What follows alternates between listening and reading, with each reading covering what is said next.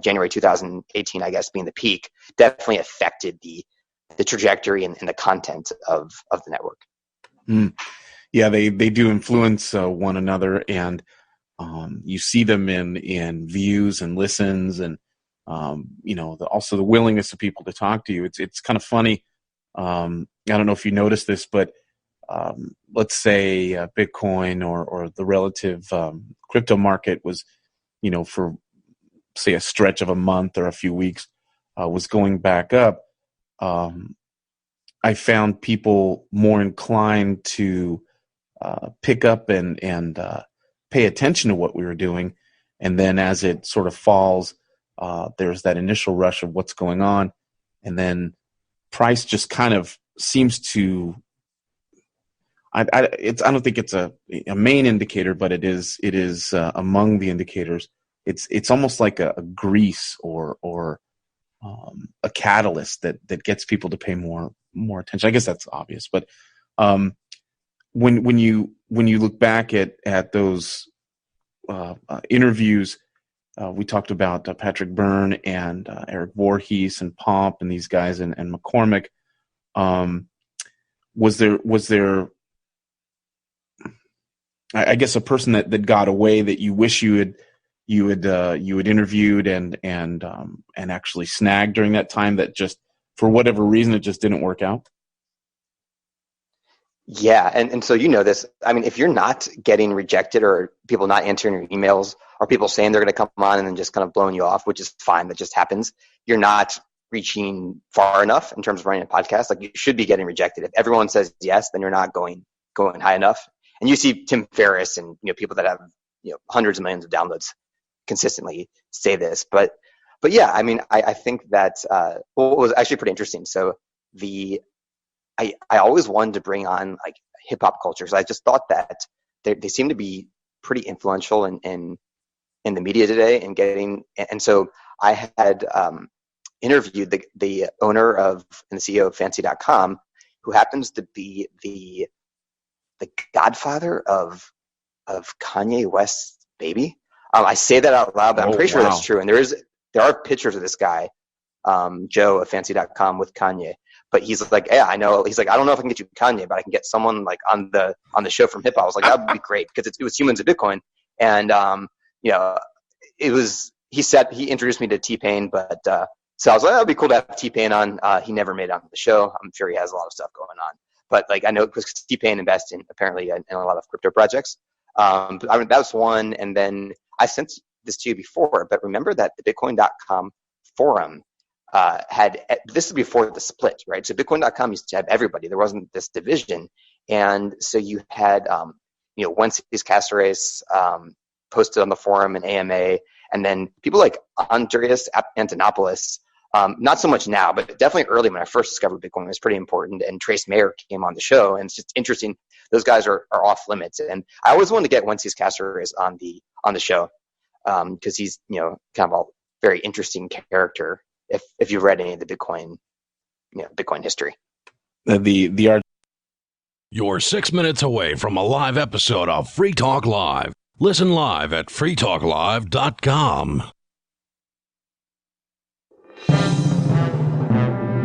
This is the Liberty Beat, your daily source for liberty news and activist updates.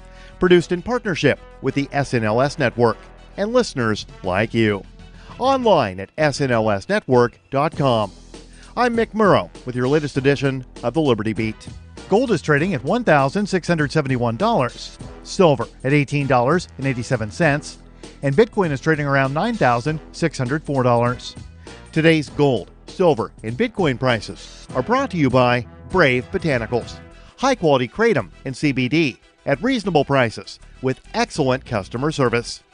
Brave Botanicals is activist-owned and mission-driven. The Liberty Beat and Brave Botanicals believe so strongly in the power of kratom, we're giving it away for free. Just go to libertybeat.news/free kratom. This is the Liberty Beat at snlsnetwork.com. In the news, Harvey Weinstein has been convicted of third-degree rape and a criminal sexual act by a New York jury of 7 men and 5 women, who took 5 days to reach their verdict. He faces up to 25 years in prison. The Mind Unleashed reports that Weinstein was acquitted of predatory sexual assault, the most serious charge, and first-degree rape. The jury was deadlocked on the charge of predatory sexual assault, the most serious accusation against the disgraced 67-year-old Hollywood mogul, offering a glimpse into disagreements between jurors who had been deliberating in New York City over 4 days. According to the Wall Street Journal, predatory sexual assault requires jurors to agree that Mr. Weinstein carried out more than one sex crime and carries a sentence of up to life in prison. Ever wonder where we find all the news to report right here on the Liberty Beat? Visit snls.news to get the world's most censored media published all in one place. Save yourself from the endless time spent searching for reliable alternative media. SNLS News makes it quick and easy. No ads, no clickbait, just raw headlines, 24 hours a day. Visit snls.news and get informed today without the corporate media spin. Your news now continues. Press freedom advocates slam the U.S. over its pending espionage charges against WikiLeaks founder Julian Assange on Monday, as the first phase of Assange's extradition trial began in London. The Free Thought Project reports that groups, including Reporters Without Borders and the Committee to Protect Journalists, joined supporters of Assange gathered at demonstrations around the world in demanding the UK not allow the WikiLeaks founder's extradition to the United States, where he faces espionage charges for publishing thousands of classified materials regarding U.S. activities, including evidence of war crimes in Afghanistan, Iraq, and elsewhere. On social media, the Don't Extradite Assange hashtag was being used worldwide by those who are opposed to the treatment of the now famous journalist and publisher. The trial, supporters said, is not just about Assange's individual fate, but concerns the future of press freedom all over the world. The first phase of the trial is set to last a week and is aimed at determining whether U.S. efforts to extradite Assange are politically motivated, which would make it illegal under a 2003 treaty between the two countries. The Department of Homeland Security has released its budget overview for the fiscal year 2021. The department, in the release last week, showed several programs that monitor crypto activities, including the Bulk Cash Smuggling Center, which provides operational support for the enforcement and prohibition of bulk cash smuggling or transfer of illicit proceeds. Activist Post reports that in the budget document, the DHS revealed that the BCSC has developed Cryptocurrency Intelligence Program, saying it identifies unlicensed money services businesses in the form of independent cryptocurrency brokers' use of peer-to-peer sites, online forums, and classified advertisements, and darknet markets to engage in unlicensed money services businesses' activity. According to the DHS, a large portion of the unlicensed MSBs are engaged in laundering narcotics proceeds, including opioid trafficking. Support for the Liberty Beat is brought to you by the Homestead Guru. The Homestead Guru is an educational website offering tips, tools, news, stories, and commentary on everything homesteading.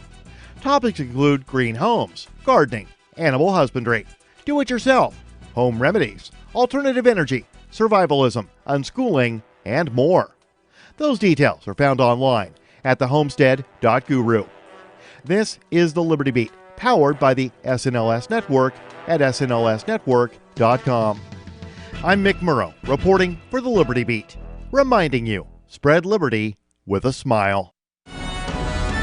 Joe Chris Beckman. From claim jumpers to politicians to coyotes, the straight shooter that shook up the presidential race is taking them all on and licking them good. Hello, Joe. Who and what's behind these potato monkey shines? Well, these scientists are trying to mass-produce potatoes that are more resistant to disease, but they're doing so in potentially dangerous ways that alter their DNA. Tater disease, what brung us Irish. Right. You give a tater man's constitution, you can bet he's coming to play old Joe to call. Yes, well, nature's revenge could come in the form of disease Now you listen or to allergens. me, taters.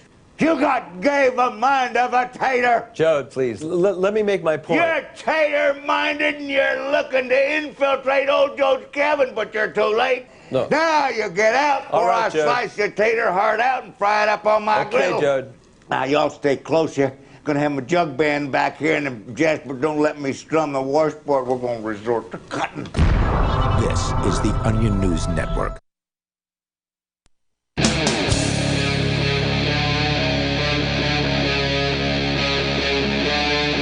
Free Talk Live.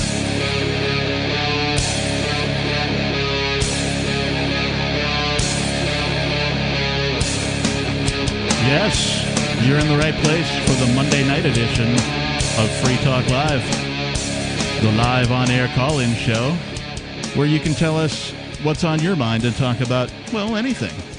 No topics are off topic here at Free Talk Live. We do have to, of course, obey the usual FCC rules, so think the 7 words that George Carlin made famous. Can't say those or we'll have to dump you. But other than that, you can call 855-450-FREE, like freedom. That's 855-450-3733. Tonight, I am your host, the Reverend Captain Kickass, and I am joined by Ian. And future governor of New Hampshire, nobody. I like that you're from the future. We'll talk about that a little later. Well,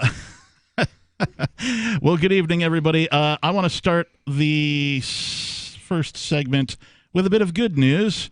Ooh, good news. I didn't see this covered in any of the previous episodes recently. I know we talk a lot about this type of a thing on Free Talk Live through the variety of hosts and guest hosts that we have. And it's one of the things that has sort of been a pet peeve of mine for a long, long time.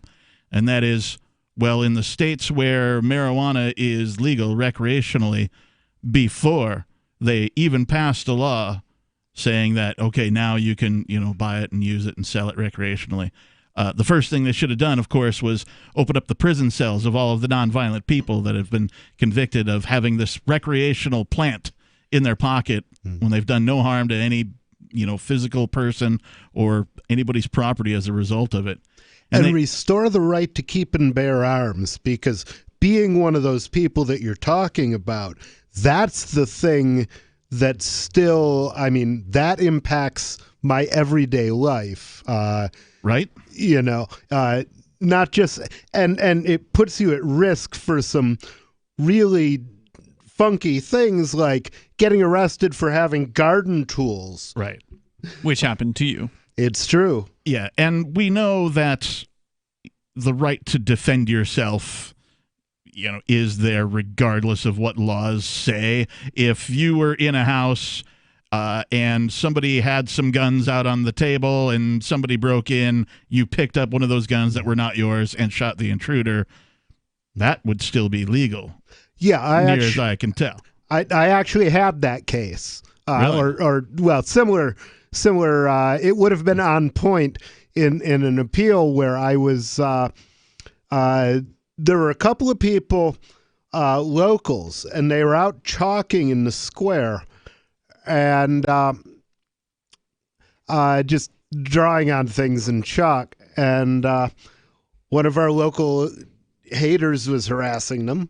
Yep. And to make a long story short, there was a minor riot on the Keene Common over chalk, which is hard to believe. The drama in a small town. And right? During that period, I was on probation, and I picked up an iron bar, and I used it in a menacingly way to cause 3 of the attackers to change directions. I never actually hit them, right, but I convinced them that they should be someplace else. Right.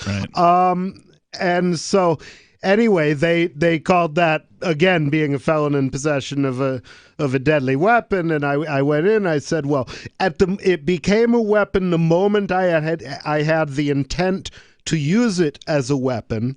Yes. But by that point, that was overridden by my right to self-defense. And you're right.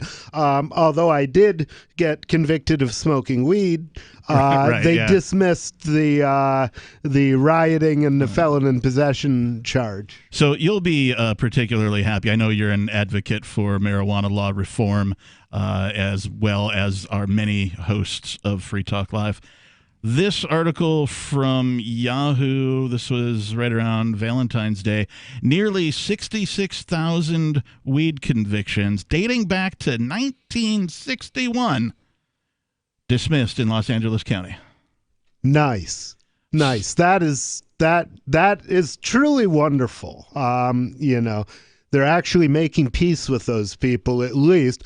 Not offering the apology they deserve, but at least making peace with them. I can't believe that in a state where it is legal recreationally now and has been legal, if you get the card, for well over a decade, right? Two decades, more than two. 2 decades? 1996 was when they passed medical cannabis. Holy cow. And so they've still got folks in prison for marijuana dating back to 1961.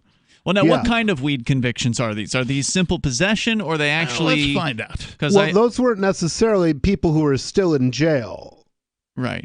Well, they're dismissing the convictions. You're right. Right. So these are people who have felony after effects, but they may have never gone to jail. They may have pled out and done probation. I'm going to guess this is mostly simple possession charges and that they're not actually undoing dealers. I'm going to guess that as well. The article is pretty heavy on, well, it's this many of this race and this many of that race and that kind of a thing. That's a pretty short article. Let's just go with citing the need to bring relief to people of color who are disproportionately impacted by drug laws. Los Angeles County District Attorney Jackie Lacey dismissed nearly 66,000 marijuana convictions. Prosecutors asked a Los Angeles Superior Court judge to dismiss 62,000. Somehow they added another 4,000 cases, misdemeanors, in that process. It doesn't say. Wait, and the thing is, it is unjust for everybody, but I think if you listen to what Mike Bloomberg was saying about the way he policed New York City, I think that, I mean, there's real injustice there when you have 10,000 bad laws and then you send all of the cops into the minority neighborhoods and just say, chill out here and wait for crime.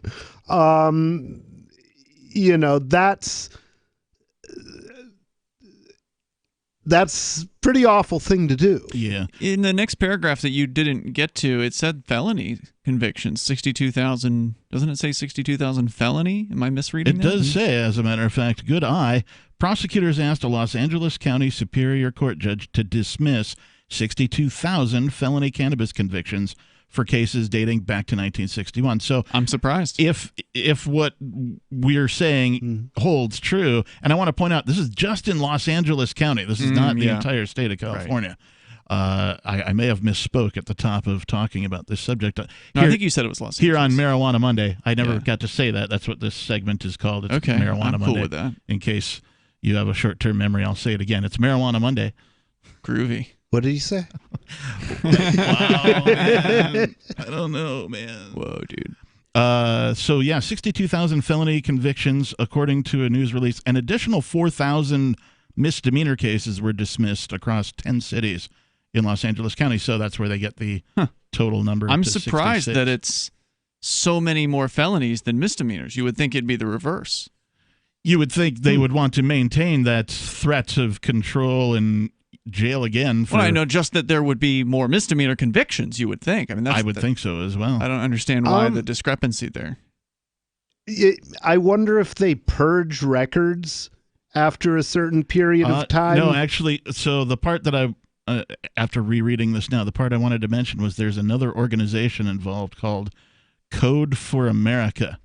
Code for America is a nonprofit organization which created an algorithm to identify convictions eligible to be dismissed under Proposition 64, which voters approved in 2016. So some other law that they passed, Proposition 64 in 2016.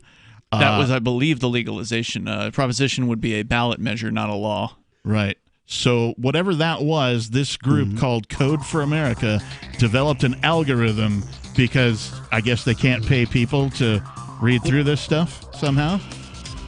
There's that many convictions, and you got to parse the data. Right. Yeah. 855-450-FREE, like freedom. Have you been convicted of a marijuana violation? Has it been dismissed? Are you from Los Angeles County and have any experience with this? Give us a call, 855-450-FREE, like freedom. Don't miss this year's LibertyCon with great speakers like Whole Foods CEO John Mackey, Congressman Justin Amash, and Nobel Prize winner Vernon Smith. Attend 2 spectacular debates. Is government necessary, and does capitalism require government intervention? Network with over 70 pro-liberty organizations. This and a whole lot more. April the 3rd through the 5th in Washington, D.C. Visit libertycon.com and use code FTL for a $10 discount on libertycon.com. Bitcoin.com has launched a trading platform at local.bitcoin.com, allowing you to buy or sell Bitcoin Cash via dozens of payment methods like PayPal, Venmo, bank deposit, remittances, or meeting in person with cash. There are no ID requirements to sign up for and use the site, and all communications between buyers and sellers are encrypted. Finally, a global trading platform that respects your privacy. Visit local.bitcoin.com to get started trading Bitcoin Cash. local.bitcoin.com. Gold has definitely been on the move recently, and there is no more secure investment historically. McIlvaney ICA has been helping people take delivery of precious metals and find storage options for decades. They've helped thousands of investors with their precious metal IRAs. Call ICA today for your free portfolio review at 800-525-9556 or download their free report online at ICAGoldSilver.com to learn how you can double your gold and silver ounces even within an IRA. 800-525-9556 ICAGoldSilver.com. The next generation wallet is coming from Divvy. In just a few taps, you'll be able to send, earn, spend, and exchange digital money in seconds. Send money around the globe with only a swipe. Instantly exchange between Divvy, Bitcoin, and fiat right in the mobile app and withdraw directly to your bank account. Divvy already offers the first one-tap solution for earning passive income with crypto. Multi-tiered masternodes allow everyone to partake in the network. Visit DivvyProject.org. DivvyProject.org. Hi, I'm Derek J. I don't want a politician to represent me. To me, government is the idea that one group of people can coerce everyone to comply with an edict or face increasing punishments up to and including death. Despite perhaps the most noble of intentions, the best government services are a far cry from what could be provided for by voluntary interactions. Besides, the people who call themselves the government wage wars and put peaceful people in jail for crimes involving no victims. If Starbucks used some of its money to drop bombs, I wouldn't shop there. So why would I support the American empire? The empire does not require my consent. Derek J's Victimless Crime Spree. Watch it for free and order the Director's Cut DVD at victimlesscrimespree.com. That's victimlesscrimespree.com. LRN.FM now has a Discord. Discord is a free text and voice chat platform, and we now have our own server with a bunch of channels at discord.lrn.fm. You can join other listeners as they chat about various things during our live shows, or anytime, day or night. Discord software is available cross-platform, so you can have it on whatever device you want and take your chats anywhere. Join our Discord at discord.lrn.fm. That's discord.lrn.fm. There are basically two types of advertising: direct response and branding. Radio's great for direct response with its low cost to listener ratio, but audio can't be beat for branding, which is a longer-term endeavor. You want to be the first thing that someone thinks of when they think about your product or service. If you have a local business that you want kept top of mind in your community, call the station. If you need national reach, Free Talk Live's got around 200 radio stations, millions of monthly listening sessions, can suit all budgets, and if we don't think we're right for you, we'll tell you. Email me, mark@freetalklive.com. Live video of our Keene, New Hampshire-based shows is streamed on DLive. Please follow and share at dlive.lrn.fm. That's dlive.lrn.fm.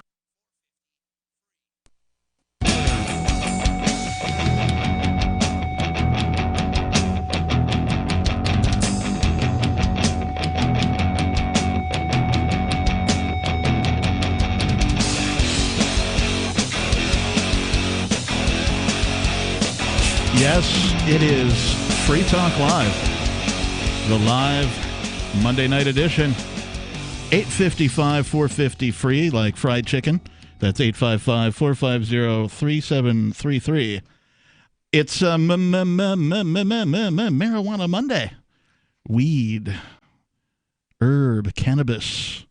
Trying to think of all the other words for marijuana. Ganja. Dope, ganja. Dope's the worst bud, one. It's the worst word. Kind. That's one of my favorite terms for it. Kind bud. Because it is kind. It's kind to you. It's kind to me, or it has been historically anyway. It's never really been rude. It's never been like, yo, Captain, in your face. We've been talking about Los Angeles County having dismissed 66,000 convictions for marijuana specifically. And we learned that most of them were felonies, which was surprising, that only 4,000 were misdemeanors. According to the district attorney's office, approximately 53,000 individuals will receive conviction relief through this partnership. I don't know what conviction relief means. Of those, approximately 32% are black or African American, 20% are white, 45% are Latinx, I assume they mean Latino, and 3% are other or unknown. So, like, the members of GWAR, for example, would fall under other or unknown. California legalized recreational marijuana years ago. Thursday's announcement, this is a few months ago, was made in partnership with Code for America, a nonprofit, which created an algorithm we briefly touched on to identify convictions eligible to be dismissed under Proposition 64, which the voters approved in 2016. Code for America has offered its Clear My Record technology free to all 58 state district attorneys. The Associated Press reported the state attorney's office announced Clear My Record helped reduce or dismiss more than 85,000 Proposition 64 eligible convictions across 5 counties.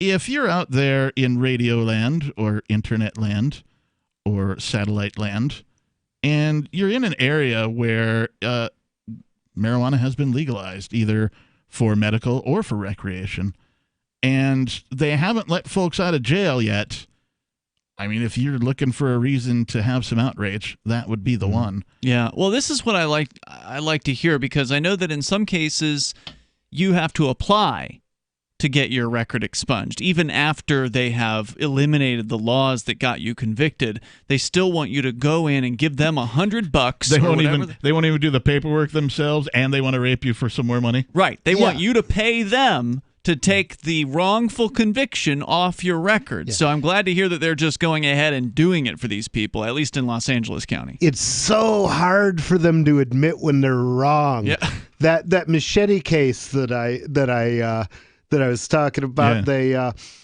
they dropped the charges against you. When they dropped the charges against me, the judge said to the prosecutor, "Are you saying that this is not a weapon?" And we all knew it wasn't a weapon. That's why he was dropping the charges. But he couldn't bring himself to say it. He had to go call his office and get permission to say it. But even then, throughout that whole hearing, the judge continued to refer to it as a weapon. And I'm surprised you guys didn't object. Because I would have. I'd been like, "Excuse me, this is not a weapon." I really should have. Yeah. And can you please stop calling it that? There's so many things going, and the problem with being represented is you can't overrule that when you've got something better to say. That's true. You can't jump in. That's unfortunate, but they will hold you in contempt of court for that. Will you do me a favor? See if you can find a definition of conviction relief. Okay. I can find post-conviction, but it's a bunch of ads for attorneys, of course.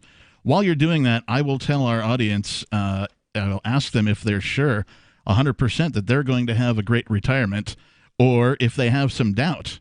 Because Tom Young, the author and founder of the CFO Project, can show you how to be debt-free in 9 years or less, including your mortgage, without spending a single dollar more. With the current state of the federal debt at $23 trillion and the unfunded liabilities at $127 trillion, you can't wait to take control of your money.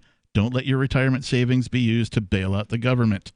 Instead of building a plan, Tom can show you how to create strategies now to save money without penalties and as little government involvement as possible. His new book, The Family Money Farm, The CFO Project, will show you exactly how to build wealth and eliminate debt at the same time. Get your free copy now at cfo-project.com. Invest in yourself and your family today. Get your free copy of the Family Money Farm, the CFO project, at cfo-project.com. According to uslegal.com, conviction relief is a fairly general term that is related to any sort of appeal of a criminal conviction, which could include release, new trial, modification of sentence, and other such relief as may be proper and just. So annulment of charges would also, I imagine, qualify under conviction relief. It's interesting that they have the number of dismissed cases at 66,000, but they say 53,000 will receive conviction relief. It said that statewide, that didn't it? The number of people versus the number of charges, because frequently people have more than one charge. Okay, that makes sense. Yeah, 53,000 individuals will receive. Right, so if they have more than one charge, okay, they're counting the number of convictions. Okay. At any rate, the Code for America, this organization who has developed this algorithm, if it works, it's always too late in my book, right? They should have let these folks out and gotten rid of their records before any legal marijuana shop or anything was, even done, if government were about doing the right thing, which we know it's not. I mean, it certainly should have been in the same law, or as part of the proposition, thereafter. You mean? Yeah, right. Should have been the first thing, right? Like, if this is passed, this will happen, and then it goes ahead and happens. And actually, we should look at that in New Hampshire and see about pushing some relief for people who have blots on their record to do things that that are no longer illegal. Well, perhaps we should reach out to some representatives for Code for America about their algorithm that they developed. I find it interesting that they had to develop an algorithm to run against whatever data they have on prisoners and convictions to tell them who were the appropriate people to either release or dismiss. I'd really like to read the code. I would love to know what their rationales were. And that's the nice thing about using an algorithm for that instead of a committee, is with an algorithm, if you publish the source code to it, then everybody knows exactly how it did, how you made your decisions. Right. And they know if you programmed race into it because it's right there in the code. I find it interesting they're providing it for free as well. 855-450 free, like freedom. Give us your thoughts on marijuana convictions. 855-450 free. Do you want more businesses accepting Bitcoin Cash and Dash? Now with AnyPay, you earn passive income for every purchase at those businesses. Finally, a financial incentive to spread Bitcoin Cash and Dash.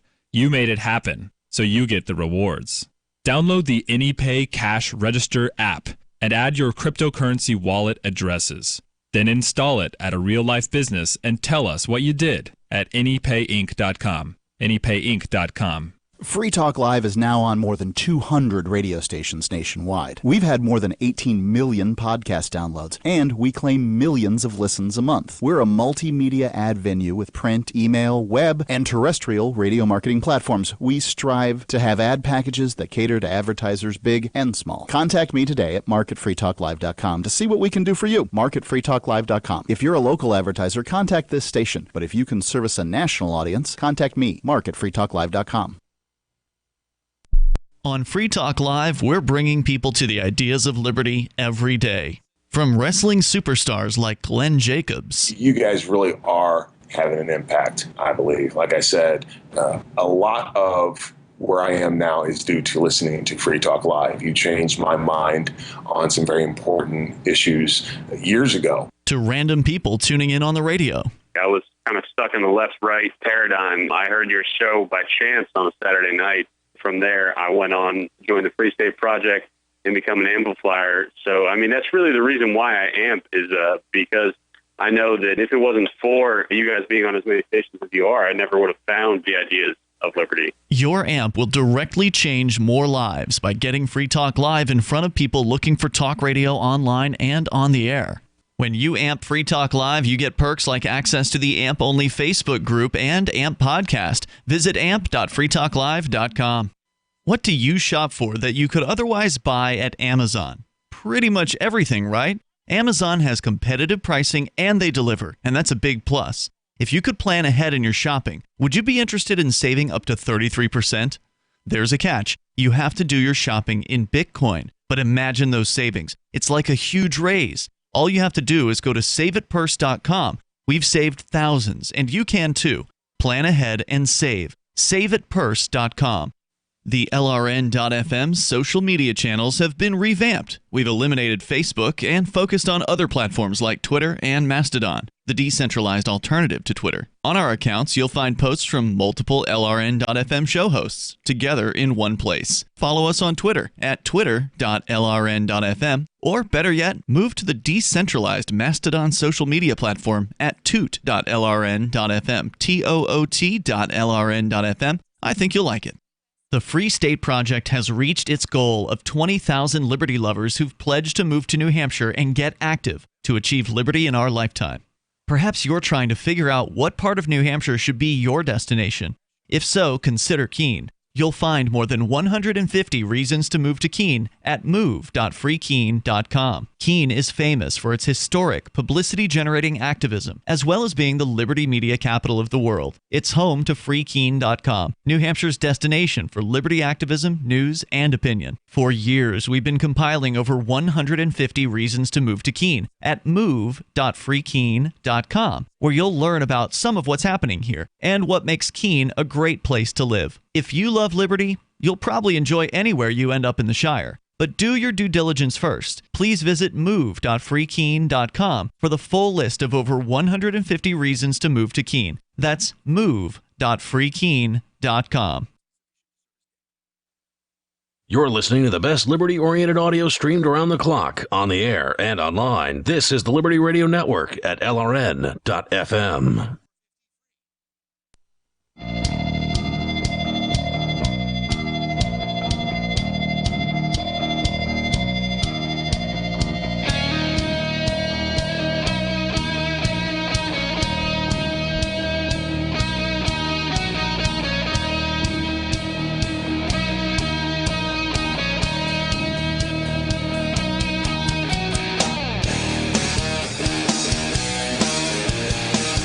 Yes, it is Free Talk Live, the live Monday night edition, coming at you from our studios in beautiful Keene, New Hampshire.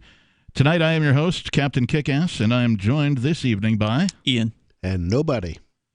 And we were talking about some folks having their records dismissed for marijuana convictions in Los Angeles County, and what that took. And you were saying that, you know, there has to be a process, that's, you know, all that kind of thing. And they do even point out in this article that according to the attorney's office, that it would have taken, you know, a lot of manual labor to comb through these files, whatever. So when this organization, Code, what were they called? I don't know. Code something or other. Code for America is what they were called. Came along, they were like, yeah, if it'll make it fast. So what I love about this is technology. Here comes technology to save the day, to actually do some good, let some people, you know, have their convictions dismissed so that they can get about their lives without any further government interference than they've already had. But I was curious about what this, you know, conviction relief was, and we didn't really get a good, solid definition for what it means in this particular instance. I imagine this it was a general term to describe any kind of relief of conviction. So annulments of conviction or early release. I'm just wondering if, like what you were saying, that there's some sort of a paperwork process that they also have to go through to get the full benefit of having these dismissed, as opposed to just, you know, whatever. It's not sounding like that. It's sounding like they're just going ahead and dismissing them. It does say that today's action, and again, this is, you know, weeks ago, mid-February, today's action marks the completion of our California Clear My Record pilot. through which we will have helped to dismiss and seal more than 85,000 marijuana convictions across the state, Silva said. So that's not nothing, right? 85,000 across the entire state. I mean, it's something, of California. But in California, it's probably a fraction of the total. For certain. It should be much larger and much quicker. If there were a way to release them years ago, 2 decades ago, when it was legalized in California, that would be my preference. I wonder if they're going all the way up. Like, is there, are they doing even people who they would have considered at the time kingpins? Or are there still going to be a group of people rotting in prison?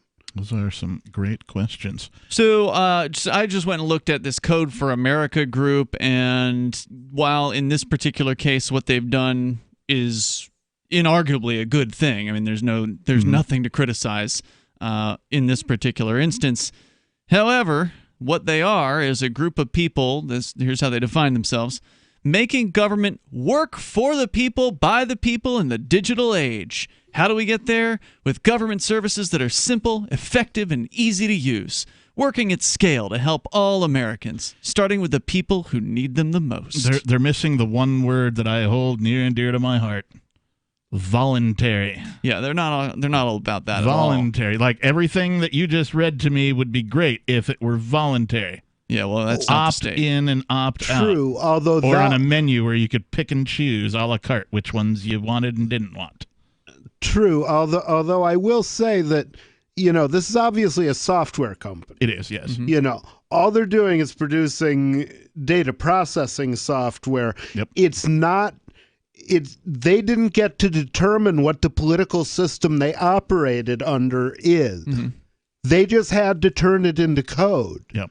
Okay, so I really don't put any of it on them specifically any more than I blame Smith and Wesson for selling guns to the cops. Right. I know it's different than, say, Bitcoin, because Bitcoin is it didn't ask permission to exist. It doesn't have to ask permission from the powers that be to be placed into action. It just went ahead and did it. I will criticize Smith & Wesson for selling guns to the cops, just like I'll criticize Lanco for selling Bearcats to the cops. I don't think people should serve the police if they can avoid doing it. I like those companies that refuse to serve the police, as a matter of fact, those coffee shops or whatever that have specifically forbidden the police from coming into their stores until the police actually return to going after only violent criminals. In that case, if all the police were doing was going after violent criminals, then I'd be like, great, give him a cup of coffee, okay? Give him his tacos at Taco Bell. I don't care. If all they're doing is stopping rapists and murderers, got no problem with them getting a few bennies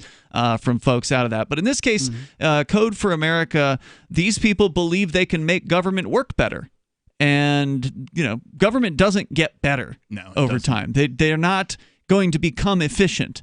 And now, arguably, in this particular case, in this one instance, they have made it better. But do we want government to be more efficient at arresting people?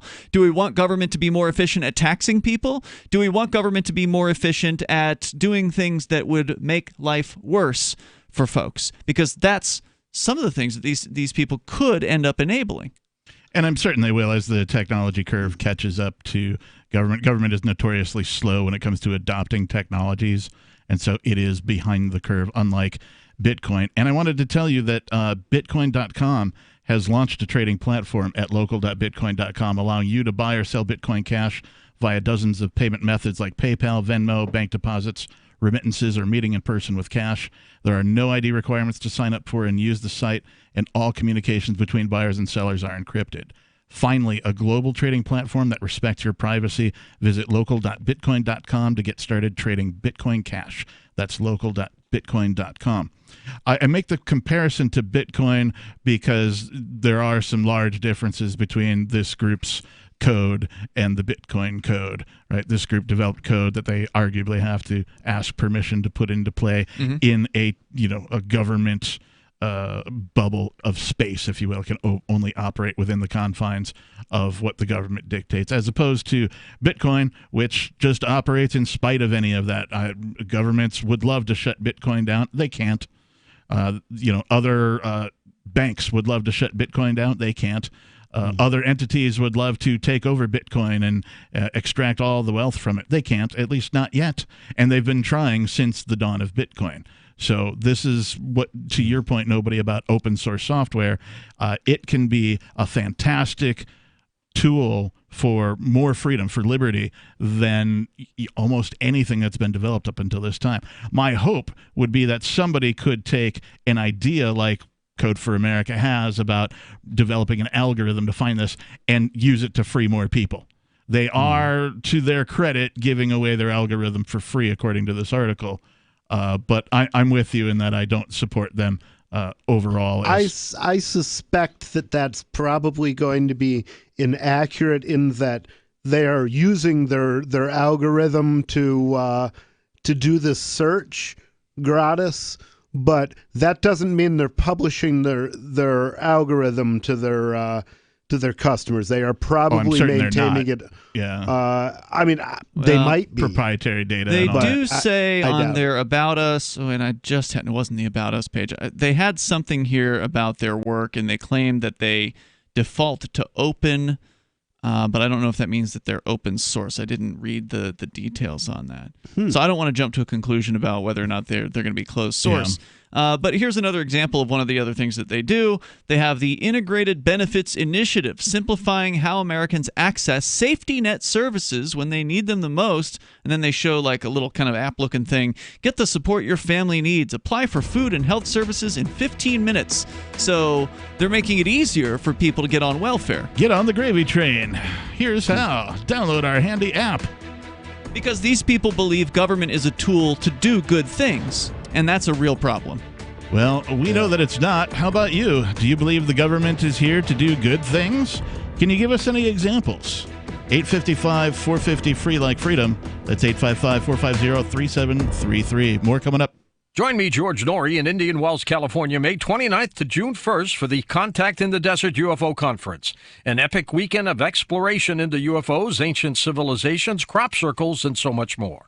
Over 150 lectures, panels, workshops, and events with leading experts: Paul Hellyer, Linda Moulton Howe, Nick Pope, Emery Smith, Stephen Greer, Russell Targ, Doc Wallach, Leslie Kane, and more. Get your tickets at contactinthedesert.com. It's time to make contact. Contactinthedesert.com. Bags under the eyes, crow's feet, fine lines, and wrinkles are things adults complain about as they age. Now, there's Instantly Ageless. It works in minutes and is great for men and women. Here's Dr. Sonia Bacha on The Doctors. So this is a product we're going to see if it works. It's called Instantly Ageless. And the idea is that it works very quickly. Is you just need a very small amount, and then you apply it to areas where you might be a little bit puffy. I have just looked at what's in this product, and one of them is something called argireline, which is sort of a darling in dermatology right now. It's a peptide or a protein that actually relaxes the muscle. It's also called Botox in a bottle. The other active ingredient in this is silicates, which are almost act like a clay. They're minerals, and they're making the skin sort of tighter. It's actually increasing the surface tension on the skin to push that herniated fat pad back. Try Instantly Ageless today at GCNlife.com. That's GCNlife.com. 30-day money-back guarantee and preferred price discount at GCNlife.com. Do the letters IRS give you anxiety? I'm Dan Pilla. I've defended people from the IRS for more than 40 years. My book, How to Get Tax Amnesty, created the tax resolution industry and is responsible for helping hundreds of thousands of people. It can help you too. If you're a non-filer or facing IRS enforcement right now, your case is unique. You need real help, not cookie-cutter advice. My clients get my personal attention. Buy my book at danpilla.com and get a free consultation directly with me. That's danpilla.com. Let's start solving your tax problem right now. This is Michael Dean from the Freedom Fiends. I've run websites since 1996 and have used over a dozen web hosts in that time. AgristHosting.com is the only one that hasn't broken my heart. Agrist Hosting's uptime and service is stellar, and their DDoS mitigation is the best I've seen. That's important because if you tell the truth in this world, you'll ruffle feathers. And some people will try dirty tricks to silence your voice. No matter what the haters hit us with, Agrist Hosting keeps our websites online. If you have a mission-critical commercial presence or a world-changing activism site, you cannot tolerate any skullduggery.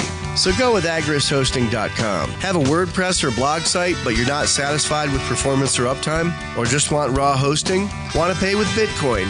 Agris Hosting specializes in high-performance hosting with personalized service. Go to agrishosting.com and click on the button that says Get Hosted. That's agrishosting.com. There are lots of ways to listen to Free Talk Live. Our podcast has been around since podcasts began, and now the FTL feed is loaded with content besides our full show archives. Did you know that we make it easy for you to customize your podcast subscriptions? We have different feeds, one that includes only our full shows, one with just the Daily Digest, and our main feed that includes everything. You decide what you listen to. It's quick and easy to customize your feeds at feeds.freetalklive.com. That's feeds.freetalklive.com. Looking for a great real estate investment? Consider New Hampshire, which is ground zero for the Liberty Movement. Your first call should be to Mark Worden from Porcupine Real Estate. He's more than just a real estate agent. He's your New Hampshire concierge. Where are the best places to live? Do you want farm, city, the burbs, or forest? Do you want a duplex or multifamily building so that renters pay your mortgage? There are homes in all price ranges in New Hampshire, and Mark can help with financing too. Invest in liberty and property. Mark Worden can help. PorcupineRealEstate.com. Do you love Twitter? Make sure you favorite the LRN.FM Twitter account so you can receive our tweets at twitter.lrn.fm. That's twitter.lrn.fm.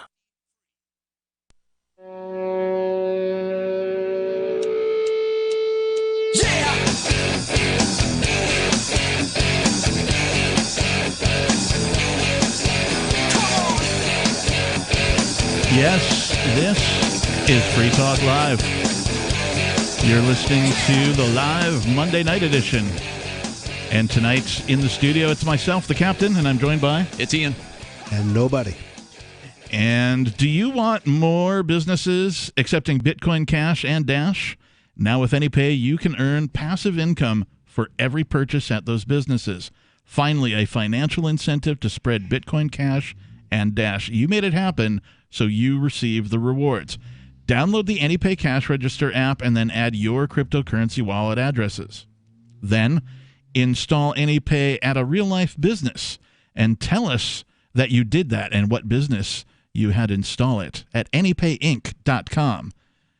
That's anypayinc.com, and you will reap the rewards. That's right. You get a piece, a kickback, if you will, for every transaction that business makes. You finally have an incentive to spread the use of cryptocurrency, so please do so.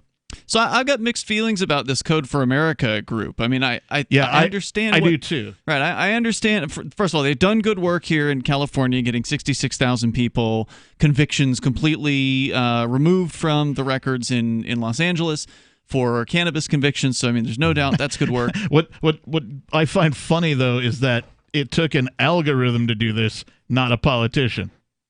Well, yeah, and well, it's going to take an algorithm to sort the data. That's a lot of California. There's a lot of criminal convictions in California, but like a human couldn't do it, so code had to do it. Right? I'm sorry, I digress. Well, I mean, good, and that's good work, in that particular case. But they also, they're people who believe in the idea of the state. These are people who completely, the woman that founded it looks like she's got that liberal look, that liberal lady look. With the short hair, right? The short hair. Is her name the glasses. Karen? How about Becky? In this case, her name is Jennifer Pahika. All right. So, you've got programmers out there who are libertarians. And then you've got programmers who aren't. This type of organization would be a great, sort of anarchist cover organization to, gain access.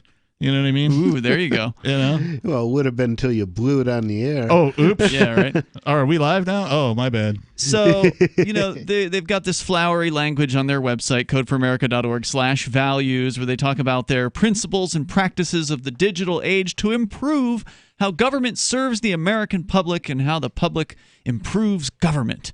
And so they want to, 1, inspire change, to inspire public servants, people from the tech sector and community organizers to create change by proving government can do better and showing others how. So they see the failures of the state, right? Those are clear to anybody that looks. So right? they're Republicans. Anyone who's been in, I don't know what their viewpoints are. I mean, I imagine there's both Republicans and Democrats working for them. But, anyone can see the failures of the state. They're clear. Just go to the DMV.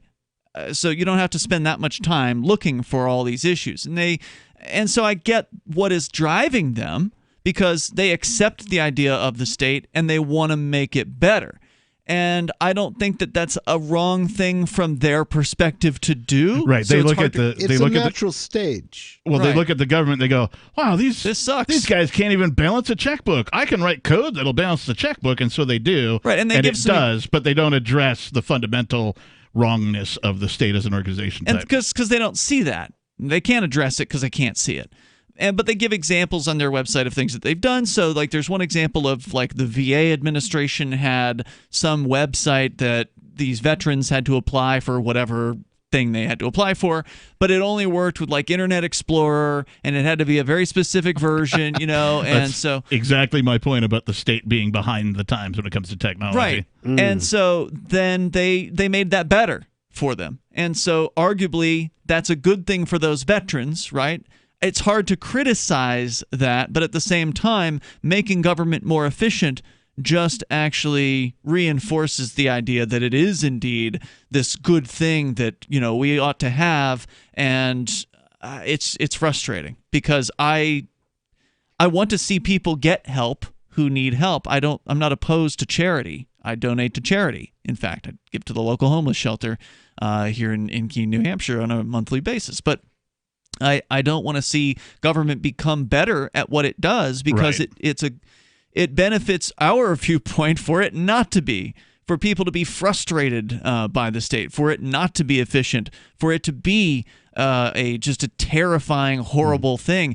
And if it becomes more efficient, it'll be harder to make the argument that it's not necessary. Yeah, to be clear, I'm not saying that what these guys did for creating this algorithm and setting these folks or getting their convictions dismissed was really even on purpose. I'm guessing this was a happy accident, right? They were employed to do other stuff by this particular government entity.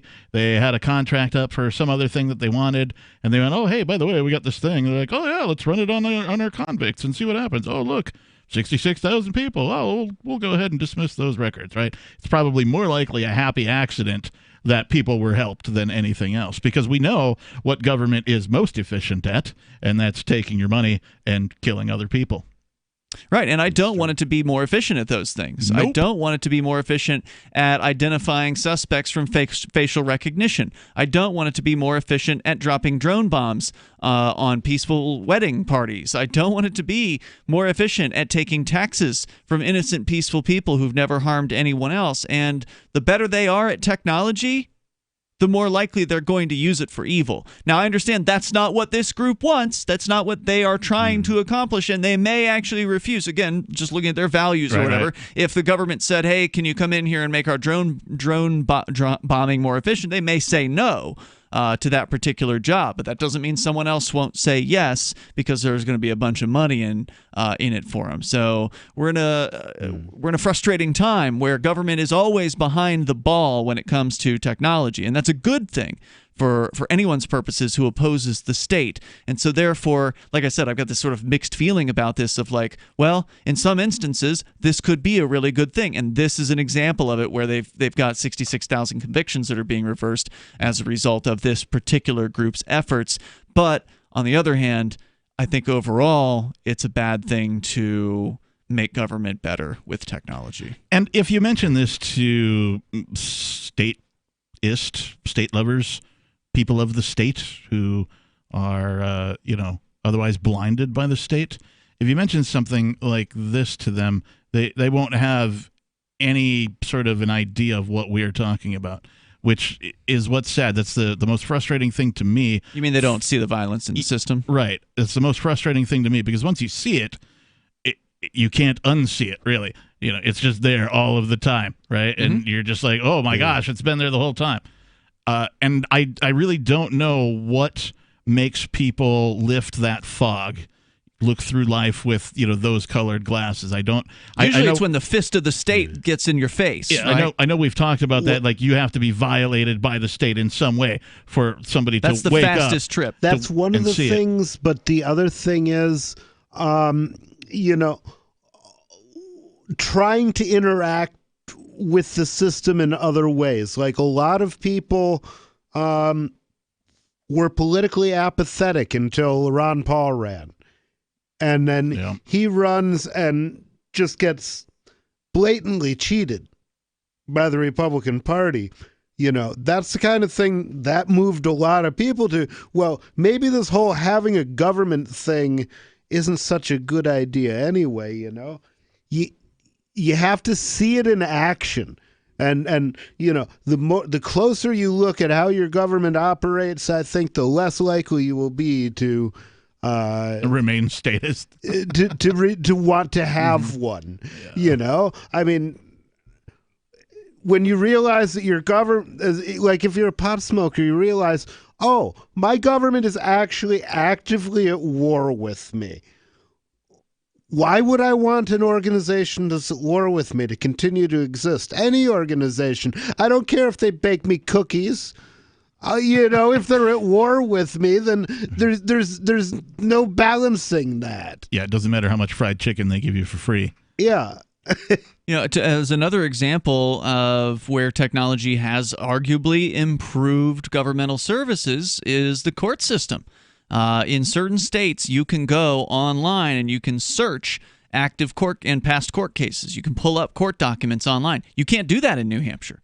That system does not exist for criminal. I believe they're building it out for like civil or whatever, or some cases, but criminal court cases, the tech for that's been around for decades. But they haven't implemented it here, and it's probably because New Hampshire's government is frugal and they don't want to spend money. And ultimately, I would support them not spending money. But on the other hand, I have, benefited when I've looked up cases in other states, and it's been convenient. So it's frustrating. 855-450-FREE, like freedom. That's 855-450-3733. Give us a call. Tell us what's on your mind. More coming up.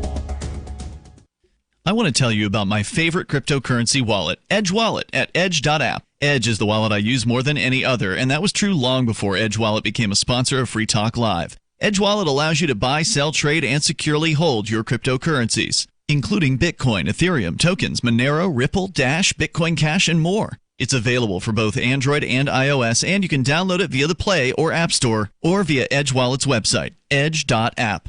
Secure your freedom with Edge Wallet.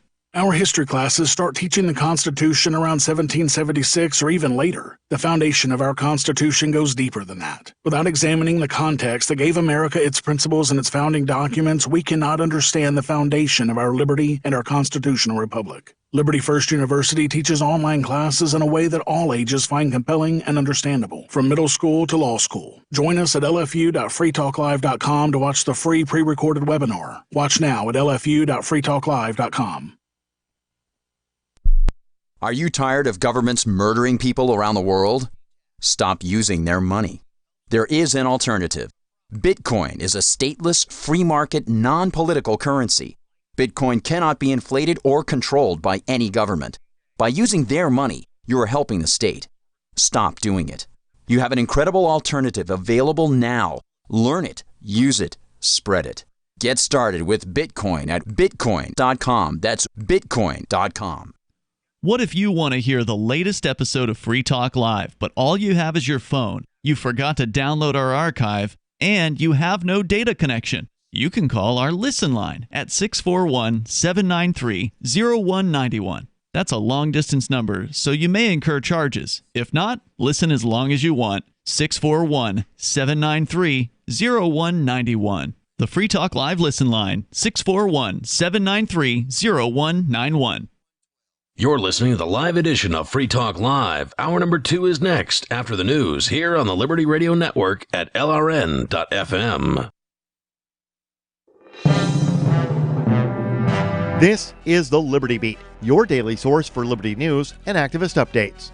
Produced in partnership with the SNLS Network and listeners like you. Online at snlsnetwork.com. I'm Mick Murrow with your latest edition of the Liberty Beat. Gold is trading at $1,671, silver at $18.87, and Bitcoin is trading around $9,604. Today's gold, silver, and Bitcoin prices are brought to you by Brave Botanicals, high-quality kratom and CBD at reasonable prices with excellent customer service. Brave Botanicals is activist-owned and mission-driven. The Liberty Beat and Brave Botanicals believe so strongly in the power of Kratom, we're giving it away for free. Just go to libertybeat.news/free Kratom. This is the Liberty Beat at snlsnetwork.com. In the news, Harvey Weinstein has been convicted of third-degree rape and a criminal sexual act by a New York jury of 7 men and 5 women, who took 5 days to reach their verdict. He faces up to 25 years in prison. The Mind Unleashed reports that Weinstein was acquitted of predatory sexual assault, the most serious charge, and first-degree rape. The jury was deadlocked on the charge of predatory sexual assault, the most serious accusation against the disgraced 67-year-old Hollywood mogul, offering a glimpse into disagreements between jurors who had been deliberating in New York City over 4 days. According to the Wall Street Journal, predatory sexual assault requires jurors to agree that Mr. Weinstein carried out more than one sex crime and carries a sentence of up to life in prison. Ever wonder where we find all the news to report right here on the Liberty Beat? Visit snls.news to get the world's most censored media published all in one place. Save yourself from the endless time spent searching for reliable alternative media. SNLS News makes it quick and easy. No ads, no clickbait, just raw headlines, 24 hours a day. Visit snls.news and get informed today without the corporate media spin. Your news now continues. Press freedom advocates slam the U.S. over its pending espionage charges against WikiLeaks founder Julian Assange on Monday, as the first phase of Assange's extradition trial began in London. The Free Thought Project reports that groups, including Reporters Without Borders and the Committee to Protect Journalists, joined supporters of Assange gathered at demonstrations around the world in demanding the UK not allow the WikiLeaks founder's extradition to the United States, where he faces espionage charges for publishing thousands of classified materials regarding U.S. activities, including evidence of war crimes in Afghanistan, Iraq, and elsewhere. On social media, the Don't Extradite Assange hashtag was being used worldwide by those who are opposed to the treatment of the now famous journalist and publisher. The trial, supporters said, is not just about Assange's individual fate, but concerns the future of press freedom all over the world. The first phase of the trial is set to last a week and is aimed at determining whether U.S. efforts to extradite Assange are politically motivated, which would make it illegal under a 2003 treaty between the two countries. The Department of Homeland Security has released its budget overview for the fiscal year 2021. The department, in the release last week, showed several programs that monitor crypto activities, including the Bulk Cash Smuggling Center, which provides operational support for the enforcement and prohibition of bulk cash smuggling or transfer of illicit proceeds. Activist Post reports that in the budget document, the DHS revealed that the BCSC has developed Cryptocurrency Intelligence Program, saying it identifies unlicensed money services businesses in the form of independent cryptocurrency brokers' use of peer-to-peer sites, online forums, and classified advertisements, and darknet markets to engage in unlicensed money services businesses' activity. According to the DHS, a large portion of the unlicensed MSBs are engaged in laundering narcotics proceeds, including opioid trafficking. Support for the Liberty Beat is brought to you by the Homestead Guru. The Homestead Guru is an educational website offering tips, tools, news, stories, and commentary on everything homesteading. Topics include green homes, gardening, animal husbandry, do-it-yourself, home remedies, alternative energy, survivalism, unschooling, and more. Those details are found online at thehomestead.guru. This is the Liberty Beat, powered by the SNLS Network at snlsnetwork.com.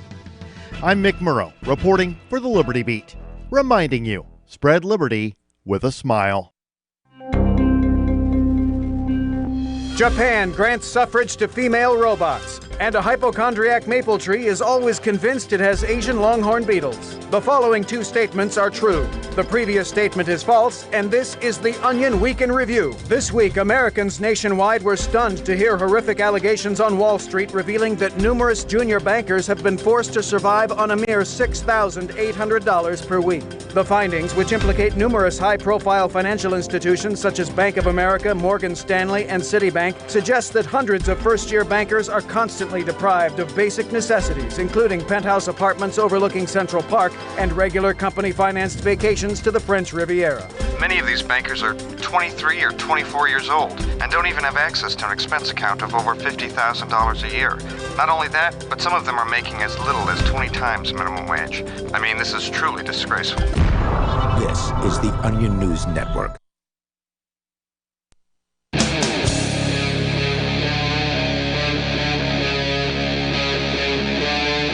Free Talk Live.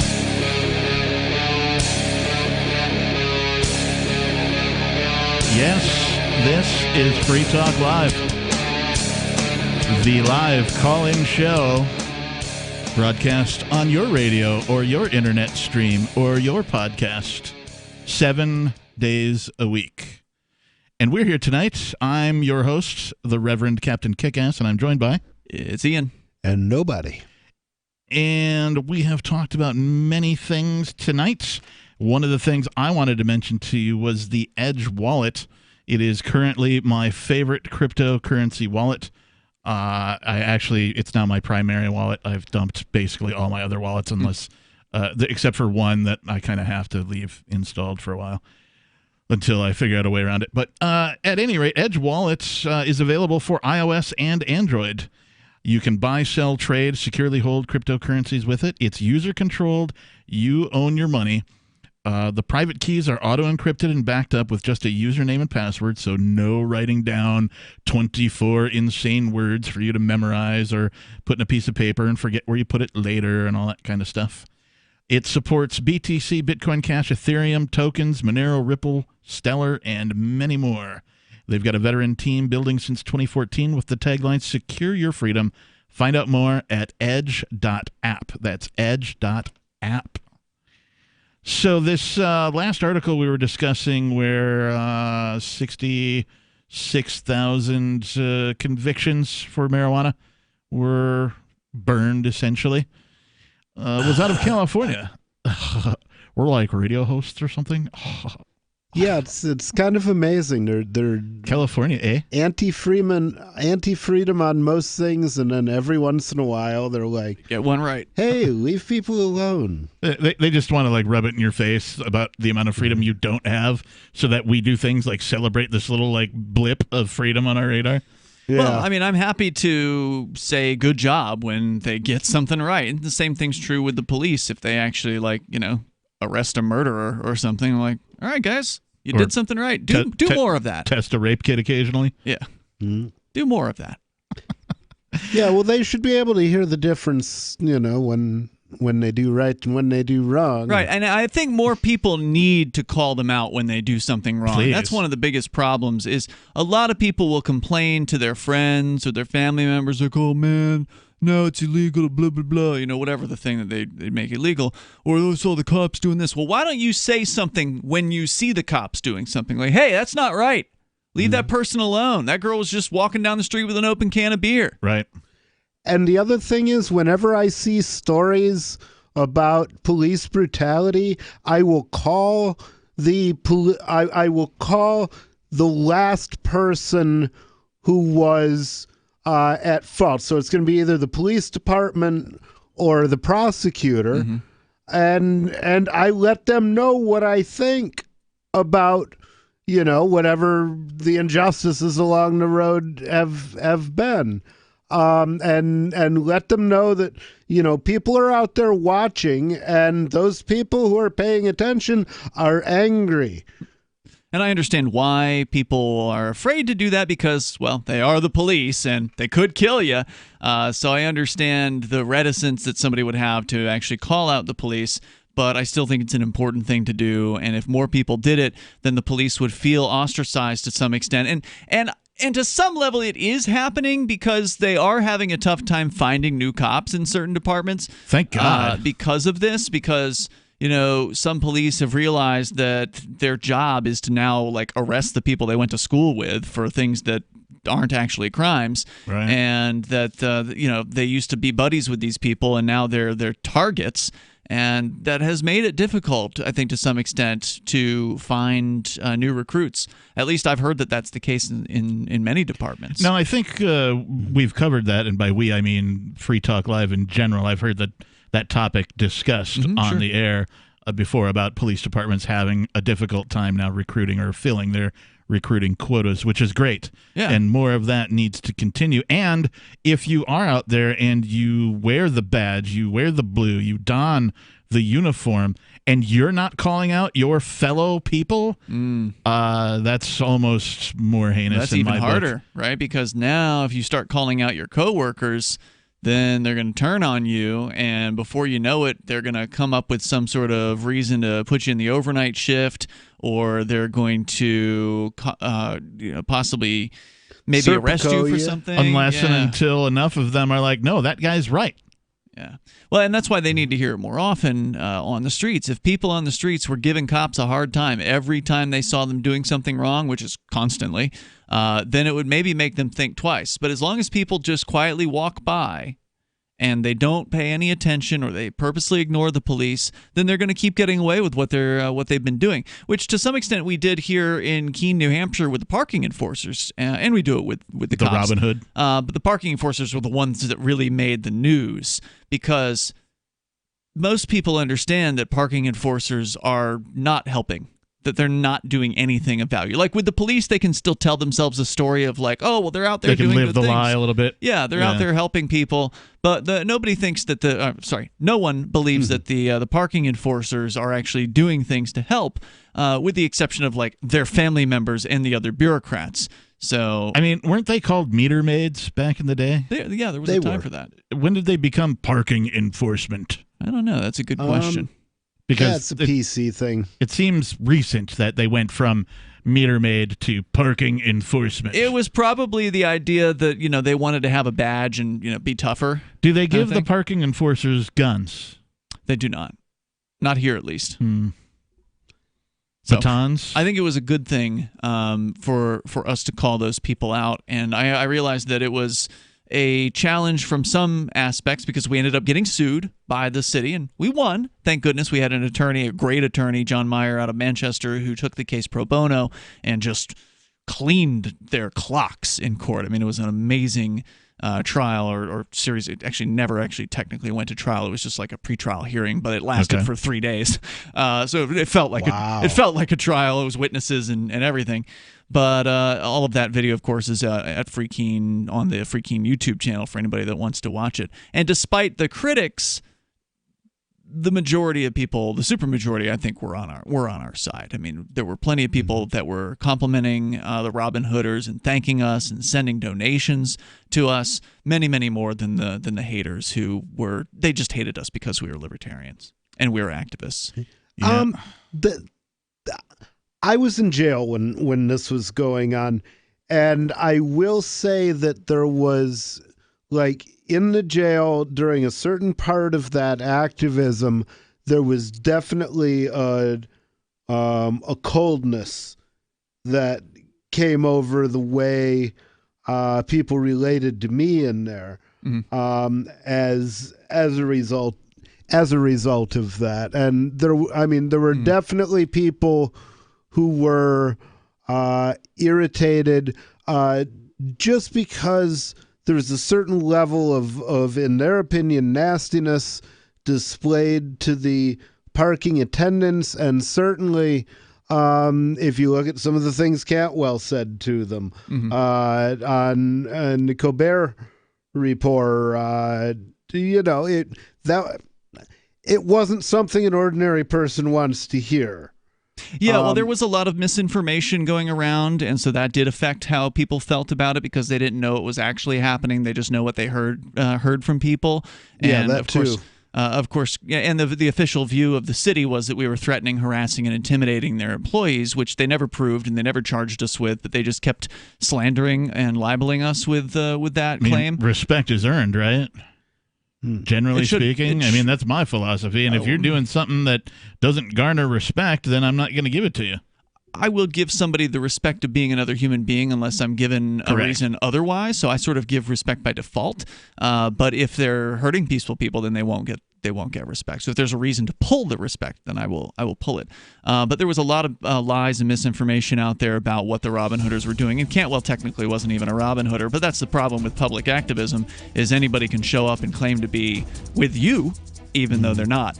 So yeah, he just showed up the day the TV cameras were there. That's true. He had literally just moved back to town on that day. Have you done any Robin Hooding? Have you ever paid for a parking meter that wasn't yours when, to help them avoid getting a ticket?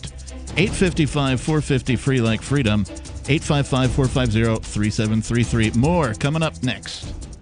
Bitcoin.com has launched a trading platform at local.bitcoin.com, allowing you to buy or sell Bitcoin Cash via dozens of payment methods like PayPal, Venmo, bank deposit, remittances, or meeting in person with cash. There are no ID requirements to sign up for and use the site, and all communications between buyers and sellers are encrypted. Finally, a global trading platform that respects your privacy. Visit local.bitcoin.com to get started trading Bitcoin Cash. local.bitcoin.com. The next generation wallet is coming from Divvy. In just a few taps, you'll be able to send, earn, spend, and exchange digital money in seconds. Send money around the globe with only a swipe. Instantly exchange between Divvy, Bitcoin, and fiat right in the mobile app, and withdraw directly to your bank account. Divvy already offers the first one-tap solution for earning passive income with crypto. Multi-tiered masternodes allow everyone to partake in the network. Visit DivvyProject.org. DivvyProject.org. Gold has definitely been on the move recently, and there is no more secure investment historically. McIlvaney ICA has been helping people take delivery of precious metals and find storage options for decades. They've helped thousands of investors with their precious metal IRAs. Call ICA today for your free portfolio review at 800-525-9556 or download their free report online at ICAGoldSilver.com to learn how you can double your gold and silver ounces even within an IRA. 800-525-9556. ICAGoldSilver.com. I can definitely say that I have found the best cryptocurrency wallet. Certainly the best named one. I'm Mark Edge, and I love the Edge wallet. I've been using it for the last few months. You can buy, sell, trade, and hold your cryptocurrency securely. I trust my holdings of all the major cryptocurrencies to Edge wallet, and you should too. No long phrases to memorize, just a username and password. Secure your freedom with Edge wallet. Get it now on Apple or Android in the App Store or at edge.app. We have some good news. The indictments against Ross Ulbricht in the District of Maryland were dismissed with prejudice, meaning they can never be refiled. This is especially good because those indictments contain the only charge ever made that Ross engaged in murder for hire. This was a serious allegation that Ross Ulbricht denies. It was never prosecuted or ruled on by a jury, but was trumpeted by the federal government and the media as if it were proven fact. The Maryland court held these indictments for almost 5 years, poisoning Ross's case and leaving him under a cloud of unproven allegations. As explained in Ross's appeal to the Supreme Court, the fact that the judge used these allegations to give Ross a draconian sentence of double life without parole violated his Sixth Amendment right to a jury trial. Judges are required to issue sentences based on convictions decided by a jury, not unproven allegations never even charged at trial. Although this is a positive development, the dropped indictment will not set Ross free. Now, a presidential pardon is Ross's only hope of freedom. Sign the petition at freeross.org. freeross.org. Some of you asked, and now we've delivered. LRN.FM's live Keene, New Hampshire studio shows are now streamed in HD on Twitch. Visit our channel at twitch.lrn.fm and give it a follow. If you have Amazon Prime, you get one free subscription on Twitch. If you use it on our channel, Twitch will give LRN.FM a monthly piece of your Prime subscription cost. So please watch, follow, share, and subscribe to twitch.lrn.fm. That's twitch.lrn.fm. So you've signed the Shire Society Declaration and are planning your move to New Hampshire to be around more liberty-oriented people. Next, sign up for the Shire Society Forum at forum.shiresociety.com. There are a bunch of people there who are already in the Shire, and they want to meet you. If you're already in the Shire physically, you should also come by the forums. Remember, not everyone uses Facebook. New people are signing up for the Shire Society Forum every month, so drop in and say hello at forum.shiresociety.com. You can put the Liberty Radio Network on the air in your area. Visit broadcast.lrn.fm to learn how. Broadcast.lrn.fm.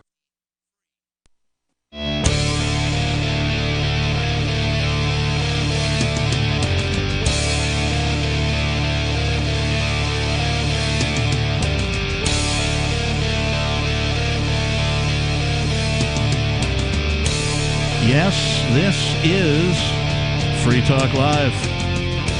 855-450-3733. That's 855-450-FREE, as in fried chicken. You can call and talk about whatever's on your mind. And with you tonight in the studio, I am your host, and I am the captain, and I'm joined by... I'm Ian. And I'm nobody. I want to take a second here and thank our amplifier, Pazza, P-A-Z-Z-A, who is a silver amplifier. We want to thank you for donating to our Advertise, Market, and Promote campaign. And what that is it's a donation-funded bit where we use that money to get us on even more radio stations. Currently, we're on something like more than 200 radio stations, and we could be on 220, 250, 300 radio stations. It's all up to you. If you like what we do here, if you like the content, if you like the personalities, please join the Advertise, Market, and Promote over at amp.freetalklive.com and help us out, because we can spread the message of liberty to way more folks than we currently are. And we want to give a special thanks to those who have helped us do that, like Pazza. Thanks, Pazza. So we were speaking about, well, all sorts of things. We digressed a bit into some Robin Hooding activities here in Keene, but we were in California, and I think, Ian, you had a California story that might tie in. Yeah, man. So a little while back, I think it was maybe like, a year ago, sometime last year, there was this headline about this dude in California named Mad Mike. And good Sounds name. Familiar. Good California name. man. Accurate name for this guy, because he is crazy in that he's launching himself thousands of feet into the air on a steam-powered rocket, apparently. And then also crazy in the fact that he claims to be a flat earther. Now, I reluctantly bring this up because I don't want to cue the flat earthers to call into this show. Of course, it is open phone, so they could if they wanted to. But from standard.co.uk, Michael Hughes is back in the news, this time because his most recent attempt to launch himself into the air to supposedly prove that the Earth is flat somehow, that it has not gone so well. Uh-oh. He did not survive. Oh, no.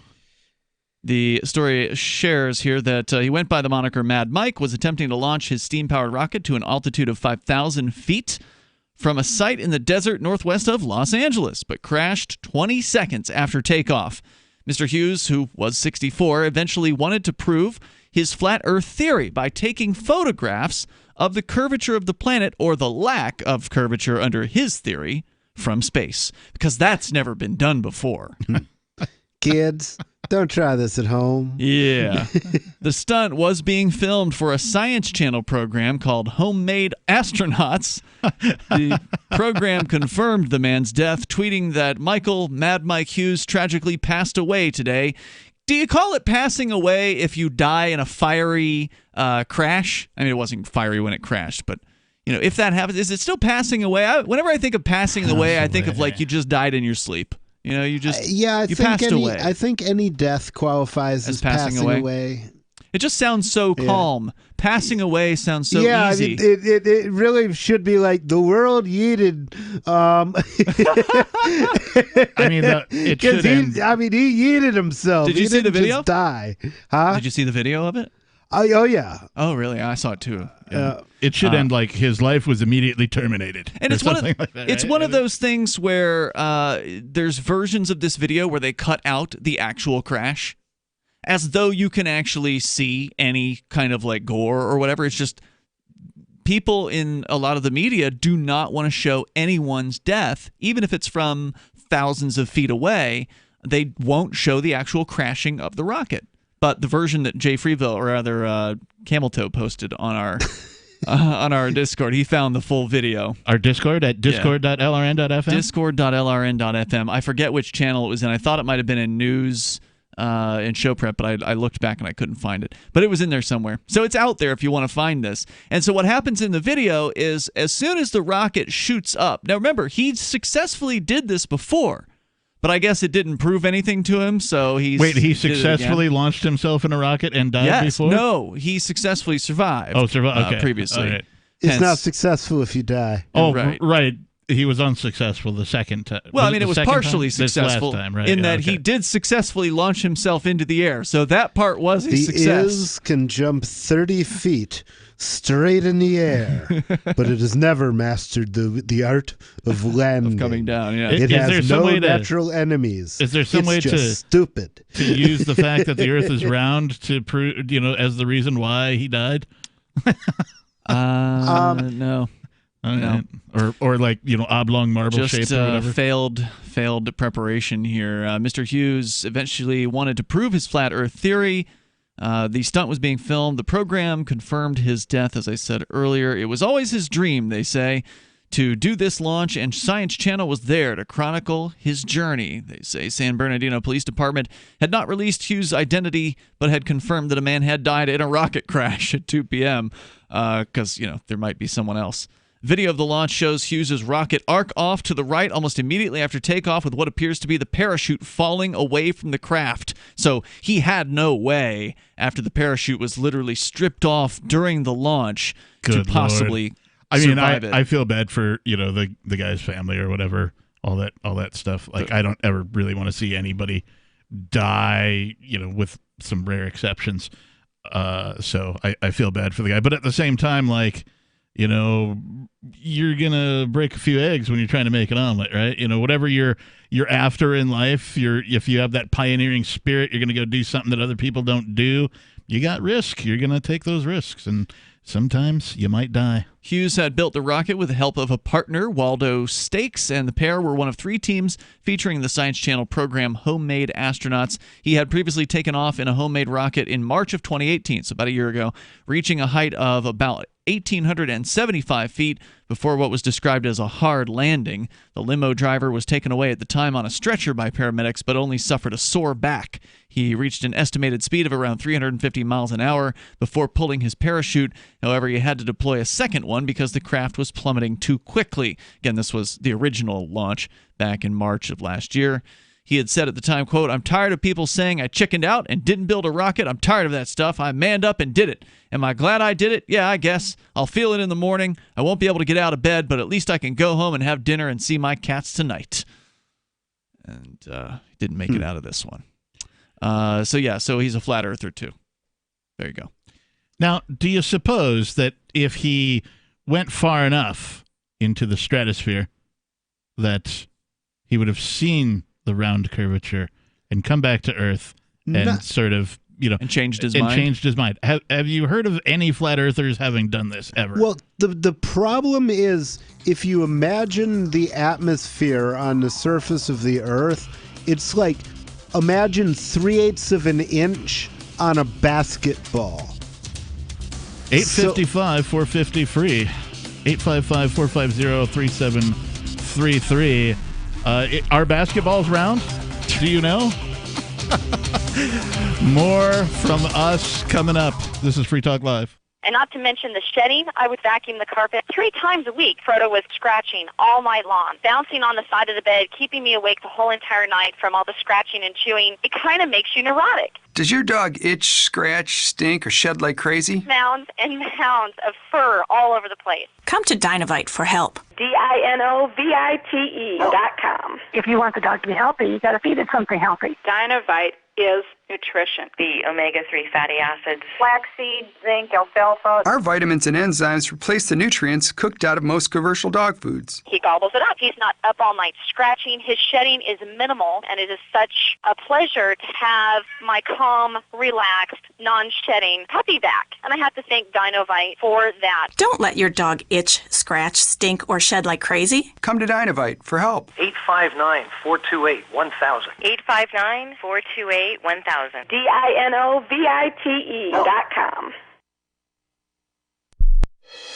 Republicans back a plan for universal lawn care, and an RC car works up the courage to approach a group of girls.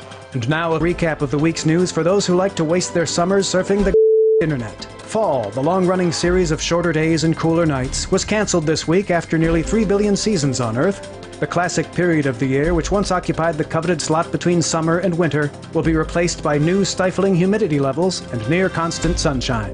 A shiny, bobbing object in the water is generating fascination among members of the fish community, who have described it as pleasingly wiggly and minnow-esque. Aquatic experts say that decisive action must be taken against the object very soon. In local news, just when 27-year-old Andrew Sheets didn't think his vacation could get any better, a rerun of Spin City came on. And in other headlines, a bee stuck between the screen and front door is going f***ing nuts. And a water skier lets go of the crossbar to greet those not currently water skiing. This is the Onion News Network. The new 4th edition of Healing Our World, The Compassion of Libertarianism, will take your understanding of liberty to a deeper level and has over 1,300 updated references, new cartoons, and a foreword by Dr. Ron Paul. With discounts for multiple book purchases, the 4th edition of Healing Our World is a great gift for the liberals, pragmatists, environmentalists, and Christians in your life who think libertarianism is cold-hearted. Get yours today at healing.freetalklive.com and use promo code FTL for a $5 discount. So you've heard all 3 hours of the latest episode of Free Talk Live, and you're still hungry for liberty-oriented audio content? Did you know that we have another 24/7 audio stream at LRN.FM? The Liberty Radio Network airs the latest episodes of some of the best liberty-oriented podcasts on the internet around the clock. In addition to recorded content, you'll also hear live shows like Free Talk Live, originating from our Keene, New Hampshire studio. So listen anytime at LRN.FM. That's LRN.FM. Hey guys, Mark Claire here, lionsofliberty.com, where we strive to advance the ideas of liberty daily. We bring you the Morning Roar! That's right, every Monday to Friday we'll have a brand new edition of the Morning Roar, where we provide a roundup of some news stories that you may not find in the mainstream media or even in your typical social media newsfeed. We find stories that relate to the ideas of liberty and provide you with our liberty perspective on them. Every Monday, we have our longest-running feature, Mondays with Murray, named after the great libertarian Murray Rothbard, where we'll examine an article or an excerpt from his works and help convey his view, along with our little spin as well. We wrap it all up every Friday with Felony Friday, where our own John Odermatt goes out and takes a look at some sort of felony. There's felonies committed every day, you know, whether it's a felony committed by the police, a politician, or even an average citizen. You can find all of this and so much more over at lionsofliberty.com. Advancing the ideas of liberty daily. Help get LRN.FM into more ears. Visit promote.lrn.fm for a free bumper sticker, flyers, banners, graphics, and more. Promote.lrn.fm.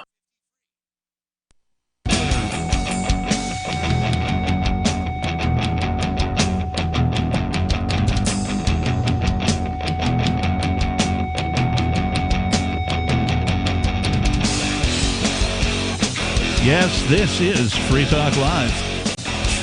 7 nights a week on your radio. The live call-in talk show where you could talk about whatever you would like to. You can almost take over the airwaves. Our toll-free number here is 855-450-FREE, like freedom. That's 855-450-3733. With you tonight, it's myself, the captain. And Ian. And nobody. And here is a Liberty update from LibertyCon. Don't miss these two very special debates. First is Government Necessary. This debate will feature David Friedman, Milton Sun, and Timothy Sandifer. David will be arguing that government isn't necessary, while Timothy will be arguing that government is necessary. Should be a fun time. Second, does capitalism require government intervention? In this debate, Gene Epstein, the economics editor for Barron's, will debate Stephen Pearlstein of the Washington Post. Epstein will argue against intervention, and Pearlstein will argue in favor of it. Also, John Mackey, Whole Foods CEO, will speak on conscious capitalism. Be a part of LibertyCon. LibertyCon is a unique Liberty convention, April 3rd through 5th in Washington, D.C., for people who want to network with more than 70 pro-liberty organizations for things like career advancement, business, or internship opportunities. Visit libertycon.com for more details on our incredible list of speakers, events, and student discounts. That's libertycon.com. Use code FTL for a $10 discount. So, where were we? When we last we were left talking about weed earlier, and then we talked about Mad Mike, who ended up dying in his most recent rocket launch out in California. Hey, when he crashed, right? Yes, he did. Did he died. Did he become flat himself when he hit the Earth, Maybe making even- him a flat earther? Indeed. Or he might have been in pieces. Who knows? But I suspect he was not alive. However, you suspect.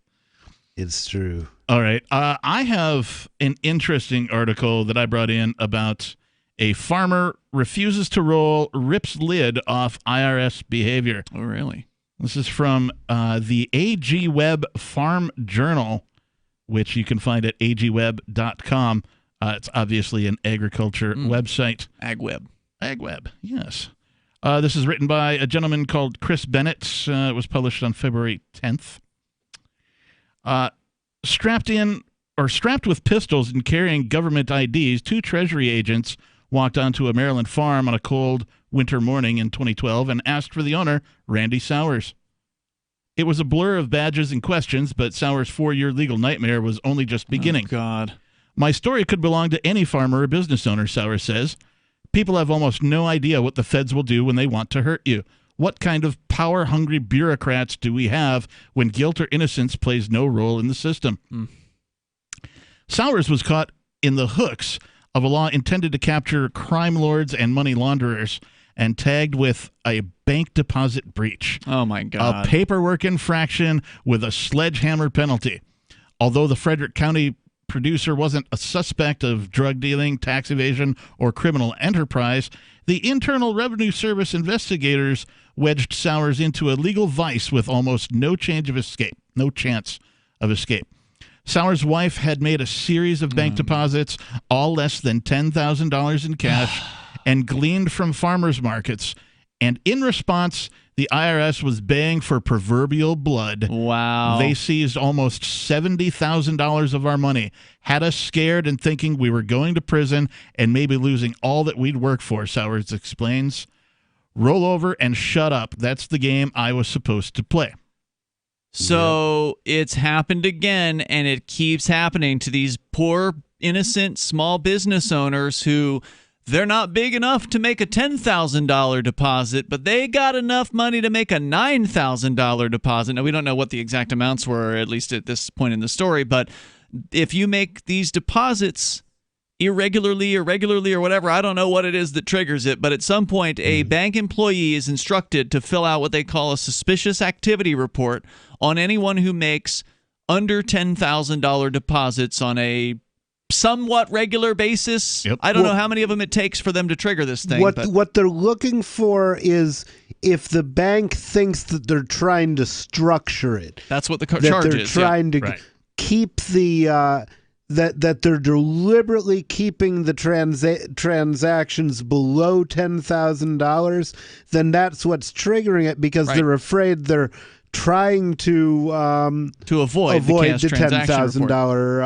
$10,000 limit. So, right. Well, it's not a limit. You can deposit more than $10,000, and in fact, if you have more than $10,000 to deposit, this is the reason why you should not try to avoid what is called the cash transaction report, which is what is filed when you hit over $10,000. You have to fill out the extra paperwork if you deposit you don't fill it out. The bank bank employee does. Okay. And they'll ask you questions, and they'll require that you show ID. Are you ID. sure that you don't have to sign it or something? No.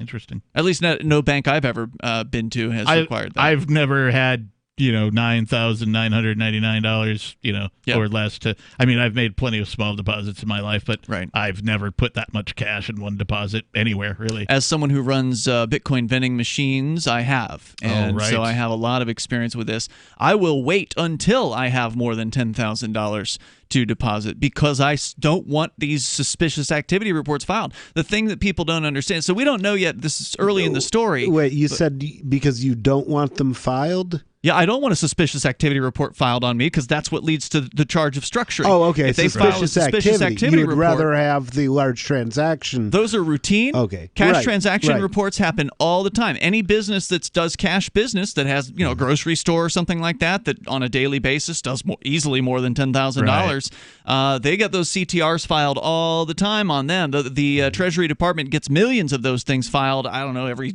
year or month or whatever, and there's a ton of them. But the suspicious activity reports, when those pop up, they get investigated. And they result in stories just like this, where innocent, peaceful people who didn't know anything about cash transaction reports or trying to avoid them or whatever, and I'm presuming that's what was going on here, that she was just bringing her farm money in there, and it just happened to be that it was less than 10 grand on more than one occasion, and some busybody bank employees it's their job, right? So they're like afraid of not doing it. If they don't file the suspicious activity report, there's probably some charge for that too, right? Then you're assisting the money launderer or the terrorist or suspected terrorist. Your foreshadowing is spot on. I think the real concern in doing this is to be able to watch businesses and see what kind of money they're making, to double check that against tax records. And I think that's why they want to avoid having these. They want to avoid people making smaller transactions. So roll over and shut up. That's the game I was supposed to play, says Sowers. Instead, he spoke to the press, raising Cain, and refused to dance to the federal tune. And his actions eventually helped rip the lid off of IRS's seize first and question later tactics, involving millions of dollars in private property grabs across the U.S. within 3 years of the Treasury agent's visit. Sowers would walk up Capitol steps and testify before the House and Ways committee members, disgusted by IRS behavior, regain his money, and become a key catalyst for the passage of 2019 legislation limiting federal power. In short, Sowers became the dairy farmer who dared, what was I going to do when I felt like somebody was threatening my wife with jail and my livelihood? I was never going to give up. He got his money back? Well. Wow, all right. This is interesting. Upside down. Good for him. Sowers and his wife, Karen, are the owners of South Mountain Creamery in Middletown, Maryland, roughly 60 miles northwest of Washington, D.C. In 2012, Sowers had 320 dairy cows and grew 2,000 acres of corn and soybeans on the flat ground of a valley floor, consistently logging 16-hour workdays. When things got tight, I'd work up to 20 hours a day, but I'm not complaining. I did it because I loved it. We were like a lot of Americans, working hard and grateful for what we had. Yeah, and people like this, they're just living their lives. They think they're not violating any laws. They call themselves law-abiding citizens. Then all of a sudden, the tax goons show up and destroy everything. 855-450 free like freedom. You can give us a call. We'll be talking more about Mr. Sowers and the IRS coming up. Non-attorney paid spokesperson. Could your house go into foreclosure? Are you behind on your mortgage payments? Does it seem like the bank has no interest in helping you save your home? And you feel like you have nowhere to turn for help? Then we have good news for you. Foreclosure Protection Services can help save your home, as they specialize in foreclosure assistance. That's all they do. If you're behind on your mortgage payments, being threatened with foreclosure, have been denied a loan modification, or been the victim of a predatory loan, it's critical that you call Foreclosure Protection Services now at 800-667-9035. Their network of attorneys and their agents are available to speak to you now. If you're behind on your mortgage payments, Foreclosure Protection Services can help stop the foreclosure process. Call today before it's too late. New laws are in effect that may save your home. Call Foreclosure Protection Services now at 800-667-9035. 800-667-9035. That's 800-667-9035. If you have diabetes and you're on Medicare, Medicaid, or have private insurance, you may qualify for a new continuous glucose monitor. Managing your diabetes is crucial to your health. The new CGM can automatically and easily help you manage your diabetes more effectively. And by using a CGM, you can eliminate the one thing most people with diabetes dislike the most: finger sticks. Now you can automatically manage your diabetes and end the painful finger sticks. Solara Medical Supplies makes it simple for you to have a new CGM. We'll do all the insurance paperwork for you and deliver the newest in diabetic care technology right to your door. Take charge of your diabetes today with the help of a new continuous glucose monitor. Call now to learn more. 800-547-5331. 800-547-5331. 800-547-5331. That's 800-547-5331. Why did you move to the Shire? I moved here to the Shire because there's other people around who take liberty just as seriously as I do. I moved to the Shire because I saw videos of people challenging authority and thought that I could get support myself. It called to me, like, do this right now. I wanted to be around people like me who got it. And once I got here, I knew there was nowhere else that I wanted to be.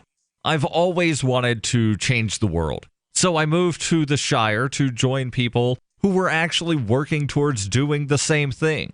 The people here are awesome, loving, and positive. It was for the adventure and for the feeling of something important is happening here. And I just wanted to come to sort of be part of that. Visit ShireSociety.com to read and sign the Shire Society Declaration and learn the reasons why, if you love liberty, you should immigrate to the Shire. Plus, connect with others via the forum at ShireSociety.com. That's ShireSociety.com. If you want to know the latest about Free Talk Live before we go on the air, all you need to decide is how you want it delivered. It's your choice. Visit news.freetalklive.com to receive our usually weekly news updates by email. Plus, we have a Twitter account at twitter.freetalklive.com, and you can follow us on the decentralized Mastodon platform at toot.freetalklive.com. So please follow us at toot.freetalklive.com and sign up for our emails at news.freetalklive.com. Cell 411 is a free app for Android and iOS that replaces government-controlled 911.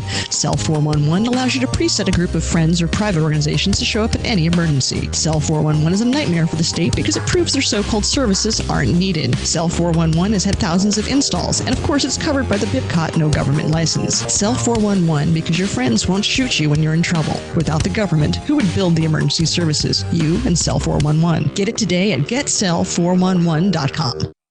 Some of our live shows are streamed in HD on Twitch. Please follow and share at twitch.lrn.fm. That's twitch.lrn.fm.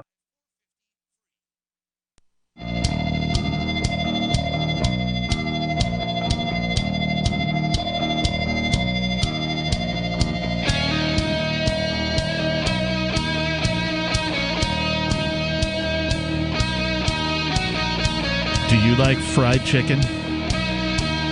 I like really fried got chicken on the brain tonight. Dude, that Bernie Sanders meme, it's got me all about the fried chicken here on Free Talk Live. That's the show you're listening to, in case you were wondering. If you're suddenly hungry for fried chicken now, I don't blame you. I'm talking about a Bernie Sanders meme that has him in a white suit, a la that of, say, a Southern plantation owner. I say. and he's got, the little Colonel Sanders beard drawn on him or whatever, photoshopped in, and it just says free chicken for everyone. That's the entire caption. And so that must have existed before this one, right? Like that's I mean, I hope so. I've never seen it before, but it's great. I hope so. But so I had this harebrained idea of wherever the word like liberty or freedom or free is used, that I was going to substitute fried chicken. Because that, to me, seems like the greatest possible presidential campaign outside of the free pony from Vermin Supreme for president. Because who doesn't like fried chicken? I don't know. Well, it's definitely true. I don't know. My favorite Bernie Sanders meme has been they took the image of him when he's saying, once again, I am asking for your financial support. His fundraising thing, and then they had a second frame where they pasted in, it said after election, and they photoshopped a gun into his hand, and the text was, I am no longer asking. Right. Nice. Speaking of finances, are you 100% sure you're going to have a great retirement, or are you having some doubts? Tom Young, the author and founder of the CFO Project, can show you how to be debt-free in 9 years or less, including your mortgage, without spending a single dollar more. With the current state of the federal debt at $23 trillion and the unfunded liabilities at $127 trillion, you can't wait to take control of your money. Don't let your retirement savings be used to bail out the government. Instead of building a plan, Tom can show you how to create strategies now to save money without penalties and as little government involvement as possible. His new book, The Family Money Farm, The CFO Project, will show you exactly how to build wealth and eliminate debt at the same time. Get your free copy now at CFO-project.com. Invest in yourself and your family today. You can get your free copy of The Family Money Farm, The CFO Project, at CFO-project.com. I mean, which are you more likely to visit? The Statue of Liberty or the statue of fried chicken? Say, does that Star-Spangled Banner yet wave, or the land of the fried chicken and the home of the brave? I visited a statue of a giant squirrel when I was in Texas a long time ago, and it was pretty cool. Did you check out his nuts? You know, I didn't look real close at it. It was dark. Was it a blind squirrel? Couldn't tell you. How far did you drive to see a statue of a giant squirrel? It was on the side of the road. Oh, okay. Okay, I digress. I've been talking about fried chicken and memes. But I went further to see a giant squirrel than I would ever go to see the Statue of Liberty. I don't care about government statues. The statue of fried chicken. Yeah. Thanks. Yeah. I actually never went and saw the Statue of Liberty when I was in New York. I did go up on the World Trade Center, though. That was amazing. Yeah. So one last thought about memes. The greatest presidential meme I think I've ever seen is a picture of both Bernie Sanders and Donald Trump together, as if they were running mates. And it says, "We've got the solution. Everything is free, and Mexico will pay for it." Oh, nice. All right. We were talking about Mr. Sowers and his, we'll call it battle with the IRS. After all, if you spell it THEIRS, it spells theirs. Ooh, yeah. In 2011, the Sowers set up shop at a farmer's market or festival venues and dealt on a cash-only basis at these types of places. Mm-hmm. They backed each sale with a notation on a yellow legal pad. Every Monday, like clockwork, Karen entered a branch of Columbus Bank and deposited the cash proceeds, typically around $10,000. That'll do it. After a particularly large special Around, but less event, than. After a particularly large special event, Karen arrived at Columbia Bank the following Monday with approximately $12,000, a bit more green than usual, and received a request from the bank teller. According to the Sowers, the teller asked Karen for a favor and said, "Make your deposit less than $10,000 and no paperwork is required." Oh, my God. So the teller advised her to do something that would result in a suspicious activity report? The teller said, "Make your deposit less than $10,000 and no paperwork is required." Wow. That was it, she said. We did it because we were asked to do it. For 34 weeks, Karen deposited about $9,500 each time. I'm not saying it didn't look a little odd, but there was a reason. We'd been asked, Sowers says. There was no tax evasion, no laundered money, and no drug money. Technically, by depositing the cash increments in less than $10,000, the Sowers were committing a crime. Now, I just want to point out that a real crime requires a victim or property damage, of which there was none in this case. Right. Yes. The Bank Secrecy Act of 1970 requires all U.S. banks to notify the feds of any transactions above $10,000. Really? That's right. That was in 1970? It feels like that was a lot of money in 1970. Like it'd be was a lot more. $100,000 now, yeah. right? But of course, there's no adjusting for inflation in the eyes of the law. Yeah, good question. Yeah, what would that be today? I don't know, but a lot. An interesting question. Essentially, the act allowed the government to place tighter crosshairs on drug operations, crime organizations, and money launderers by tracking the movement of large piles of cash. By the letter of the law, the Sowers were guilty of structuring cash deposits, as you pointed out, Ian, to keep totals below the reporting requirements and off the government's radar. The pursuit of Sowers was backed by then Maryland U.S. Attorney Rod Rosenstein, who would go on to serve as U.S. Deputy Attorney General and resign in 2019 following a controversial tenure. I have the inflation calculator at usinflationcalculator.com. If in 1970 you purchased an item for $10,000, then in 2020 the same item would cost $66,487. Oh my God! Now that's going with the official inflation rates, right? Like that's not the government the real published. one. Yeah. So the government themselves say that amount. This law was passed in 1970. So you were close with 100,000. I would say that it's probably at least 100,000 if you go with like what the real inflation is, because they're only doing 2.5%, and it's probably way more than that. Yeah, they play with those numbers Sure do. in all kinds of crazy ways. The Sowerses say, we'd never even heard of the Bank Secrecy Act and didn't mean to break any laws. It's secret. I'm kidding. It's not secret, but that's the idea. We had no idea our lives were it about isn't to go written upside for down. you. The Bank Secrecy Act isn't for you. It's not for people to read. It's not, the bankers know about it, and that's about it. You don't learn about this stuff except when they come after you. Yeah, I know I didn't. Until I read articles like this, or unless you are actually a terrorist or a money launderer or something, and you have done the research to learn how to, make deposits into banks or whatever, then you might know about this. Yeah, because if you're being, financed by Osama bin Laden, you can afford a lawyer, right, to advise you. If you're running a mom and pop shop, you probably can't. Sowers describes, they were about to take our money and run, threaten us with jail, and then expect us not to make a sound. Combine all that with 16 hours a day of work on a farm and watch what happens to your life. Karen's parents, my parents. It's devastating. And so many people we know assumed we must have done at least some bad stuff because otherwise the government would never bother us. Man. Oops. That's a heavy thing around your neck. Whole little community, I guess, that learned the fallacy of that thinking. Well, I hope they learned it. I suspect I hope they do did not, too. But because this is, it's so sad, and it really just goes to show where we are today. I mean, we would all love for people to be aware of how evil the government is, but yet the mentality as they've experienced here is the people they knew, oh, those folks must be doing something wrong. Otherwise, the IRS wouldn't have shown up like that. Otherwise, they wouldn't be getting investigated. They must be doing something wrong. It must be. And, to just sort of by default believe whatever it is the government says, we got a long way to go. Yeah, if there's any step that anybody can take towards, more freedom, more liberty, it's don't assume things when you see folks of the government cloth or badge. Yeah. In fact, assume the opposite of what you are probably assuming, and you're probably innocent more accurate. until proven guilty. Don't forget that.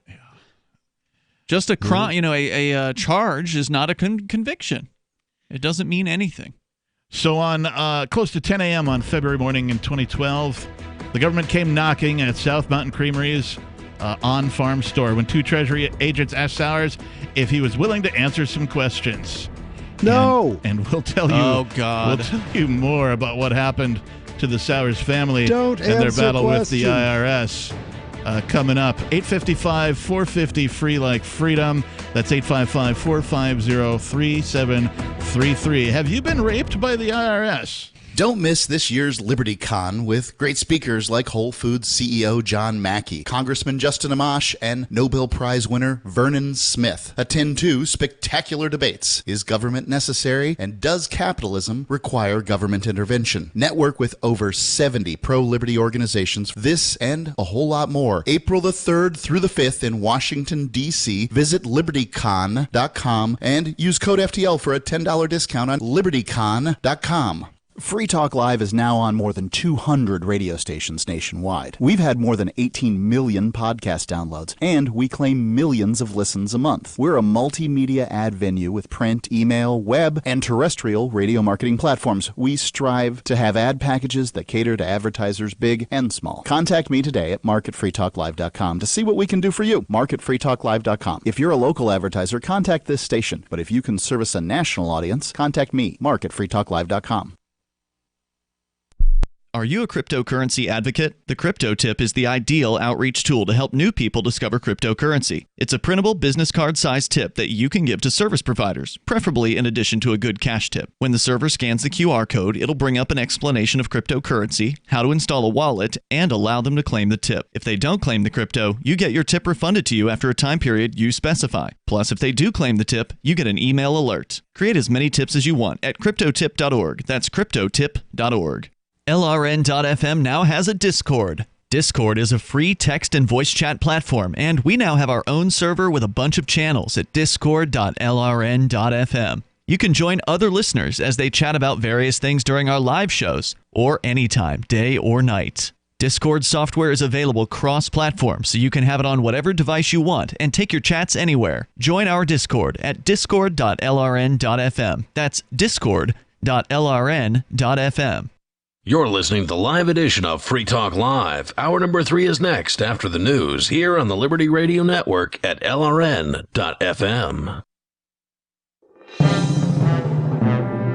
This is the Liberty Beat, your daily source for Liberty news and activist updates. Produced in partnership with the SNLS Network and listeners like you. Online at snlsnetwork.com. I'm Mick Murrow with your latest edition of the Liberty Beat. Gold is trading at $1,671, silver at $18.87, and Bitcoin is trading around $9,604. Today's gold, silver, and Bitcoin prices are brought to you by Brave Botanicals, high-quality kratom and CBD at reasonable prices with excellent customer service. Brave Botanicals is activist-owned and mission-driven. The Liberty Beat and Brave Botanicals believe so strongly in the power of kratom, we're giving it away for free. Just go to libertybeat.news/free kratom. This is the Liberty Beat at snlsnetwork.com. In the news, Harvey Weinstein has been convicted of third-degree rape and a criminal sexual act by a New York jury of 7 men and 5 women, who took 5 days to reach their verdict. He faces up to 25 years in prison.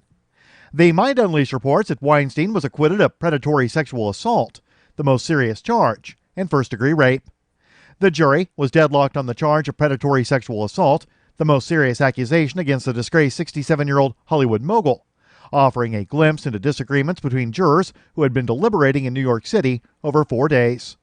According to the Wall Street Journal, predatory sexual assault requires jurors to agree that Mr. Weinstein carried out more than one sex crime and carries a sentence of up to life in prison. Ever wonder where we find all the news to report right here on the Liberty Beat? Visit snls.news to get the world's most censored media published all in one place. Save yourself from the endless time spent searching for reliable alternative media. SNLS News makes it quick and easy. No ads, no clickbait, just raw headlines, 24 hours a day. Visit snls.news and get informed today without the corporate media spin. Your news now continues. Press freedom advocates slam the U.S. over its pending espionage charges against WikiLeaks founder Julian Assange on Monday, as the first phase of Assange's extradition trial began in London. The Free Thought Project reports that groups, including Reporters Without Borders and the Committee to Protect Journalists, joined supporters of Assange gathered at demonstrations around the world in demanding the UK not allow the WikiLeaks founder's extradition to the United States, where he faces espionage charges for publishing thousands of classified materials regarding U.S. activities, including evidence of war crimes in Afghanistan, Iraq, and elsewhere.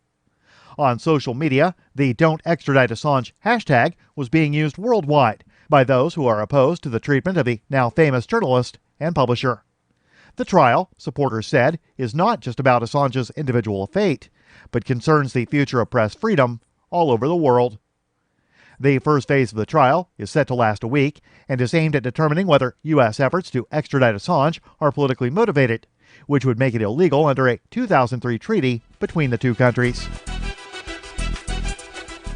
The Department of Homeland Security has released its budget overview for the fiscal year 2021. The department, in the release last week, showed several programs that monitor crypto activities, including the Bulk Cash Smuggling Center, which provides operational support for the enforcement and prohibition of bulk cash smuggling or transfer of illicit proceeds. Activist Post reports that in the budget document, the DHS revealed that the BCSC has developed Cryptocurrency Intelligence Program, saying it identifies unlicensed money services businesses in the form of independent cryptocurrency brokers' use of peer-to-peer sites, online forums, and classified advertisements, and darknet markets to engage in unlicensed money services businesses' activity. According to the DHS, a large portion of the unlicensed MSBs are engaged in laundering narcotics proceeds, including opioid trafficking. Support for the Liberty Beat is brought to you by the Homestead Guru. The Homestead Guru is an educational website offering tips, tools, news, stories, and commentary on everything homesteading. Topics include green homes, gardening, animal husbandry, do-it-yourself, home remedies, alternative energy, survivalism, unschooling, and more. Those details are found online at thehomestead.guru. This is the Liberty Beat, powered by the SNLS Network at snlsnetwork.com. I'm Mick Murrow, reporting for the Liberty Beat, reminding you, spread liberty with a smile. Despite a long-held consensus pointing to the mid-20s as the final stage of brain maturation, a new study has found that the adolescent brain doesn't fully form until boys have avenged their father's murder. New imaging studies suggest that the frontal cortex goes through extensive changes during the period of training when an adolescent boy prepares himself to track down and kill the man who took his father's life. But it's not until the boy stares deep into the murderer's eyes and then stabs him right in the heart that the two lobes fuse into a fully mature brain. According to Dr. Laurie's findings, the myelin surrounding the teenage nerve synapses develops when boys stake out the home of their father's murderer, put themselves through grueling physical training, and fantasize again and again about how satisfying it will be when he finally makes the bastard who took everything from him beg for his life. Now, if they let their father's killer slip through their grasp, or if they press the barrel of a gun to the back of his head and then realize they don't have what it takes to pull the trigger, then the amygdala is definitively stunted, and they'll have lifelong problems interpreting emotional information. This is the Onion News Network.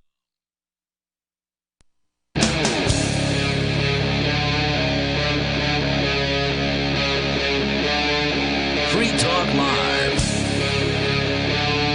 Yes, it's the Monday night edition of Free Chicken Live. My mom's wide open. You're a chicken lover tonight. Hey, man, I love fried chicken. I'm not afraid to say it. And I'm not being racist either because I'm a white guy. How late's KFC open? There's a KFC here? I guess you don't love fried chicken that much. Well, I mean, I don't know. Is KFC fried chicken anymore? Because they don't even call it Kentucky Fried Chicken. They're putting something in a fryer. They had to call it KFC because I don't think their product qualifies. It's chicken. as It's no chicken. longer legally chicken. They're chickanopedes. And the actually, fried, they're like chickens, but they have 100 legs. the fried chicken at the what's the 24-hour one? The Price Chopper, the deli fried chicken. It's not very good. Yeah, and you ever see the frozen chicken products or any chicken products that says contains rib meat? Yes. What is that? Is it like the lowest quality chicken or something like that? Because it seems like they're disclaiming this for some reason. Like, you need to know that it contains rib meat. It's about the advertisement. It'll say something like, frozen chicken breasts contains rib meat, right? Yeah. So they're calling out, they're Right. trying to sell you that it's a breast. And then but it also might contain a little bit of rib meat, which is dark meat. Right? Or a solution. Have you seen might contain a solution of more than 2% of blah, blah, blah, or whatever? It usually just means they're using salt and artificial flavorings to flavor your chicken. Okay, good to know. Yeah. You do know a lot about chicken. Dr. Demento had a great song called Chickens for Peace. Okay. It was about chickens marching for their rights, No, was this his song or one of the songs he played? No, a song played on the Dr. Demento show way back in the day. I am a very old dementoid or dementite. Sure. Now, was that from the same guy who did Cows with Guns? No, I believe they were different people, but similar types of songs. Yeah. Chickens for Peace had lines like... what about Fish Heads? I love Fish Heads, yeah. Chickens for Peace had something like, and we will win, we're not turkeys for peace, right? Chickens for peace, right? It's a march for your rights kind of thing. Cows with Guns was, we will fight for bovine freedom. Oh, you've sung that and before. Hold our large heads high. We will run free with the buffalo or die. Fish Cows heads, with fish guns. heads, roly-poly fish heads, fish heads, fish heads. Roly-poly fish heads were never seen drinking cappuccino in Italian restaurants with Oriental women. You know it. Yeah. All right. Didn't Bill Paxton direct that video? I don't know, but I once took a fish head out to see a movie, and I didn't have to pay to get it in. Yeah. Where were we? What were we doing? Is this some sort of live call-in radio show? I'm not sure what's going on. Quick, somebody panic. All right. Well, I when in moments of doubt like these, He did direct it, and he was in that video briefly as well. Nice. Rest in peace. I think it's always best, in a moment of doubt, it's always best to go to the phones. And we have Packet Sniffer calling in on our Discord line. What did he just say? What did you say? I said Fig Newton. Okay, go ahead. Yeah. So I mean, really, my main taco. I'm thinking about tacos. My main topic tonight is Theodore Roosevelt. What about him? I think we need to instead of funding Space Force, we need to fund Theodore Roosevelt, not Franklin D. Roosevelt that we've talked about in the past. I don't have any idea what you're saying. So he's saying instead of funding Space Force, he wants to fund Theodore Roosevelt. Isn't Yeah, Theodore Roosevelt dead? Yes.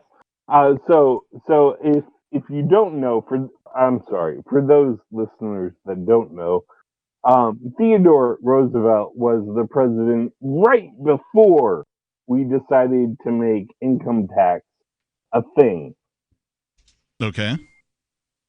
So we should go back to him, where he was more like, let's conserve natural resources. Let's conserve, the beauty of America instead of the pipelines and the electrical grids that we have today. Okay, I don't know what you're saying, dude. I'm sorry. How high are you? No, on a scale of 1 to 10, I'm probably a 9. A 9? Yeah. A 9? 9. Good Lord, and you can still operate a telephone. Well, yeah, I can. Well, it's not a telephone.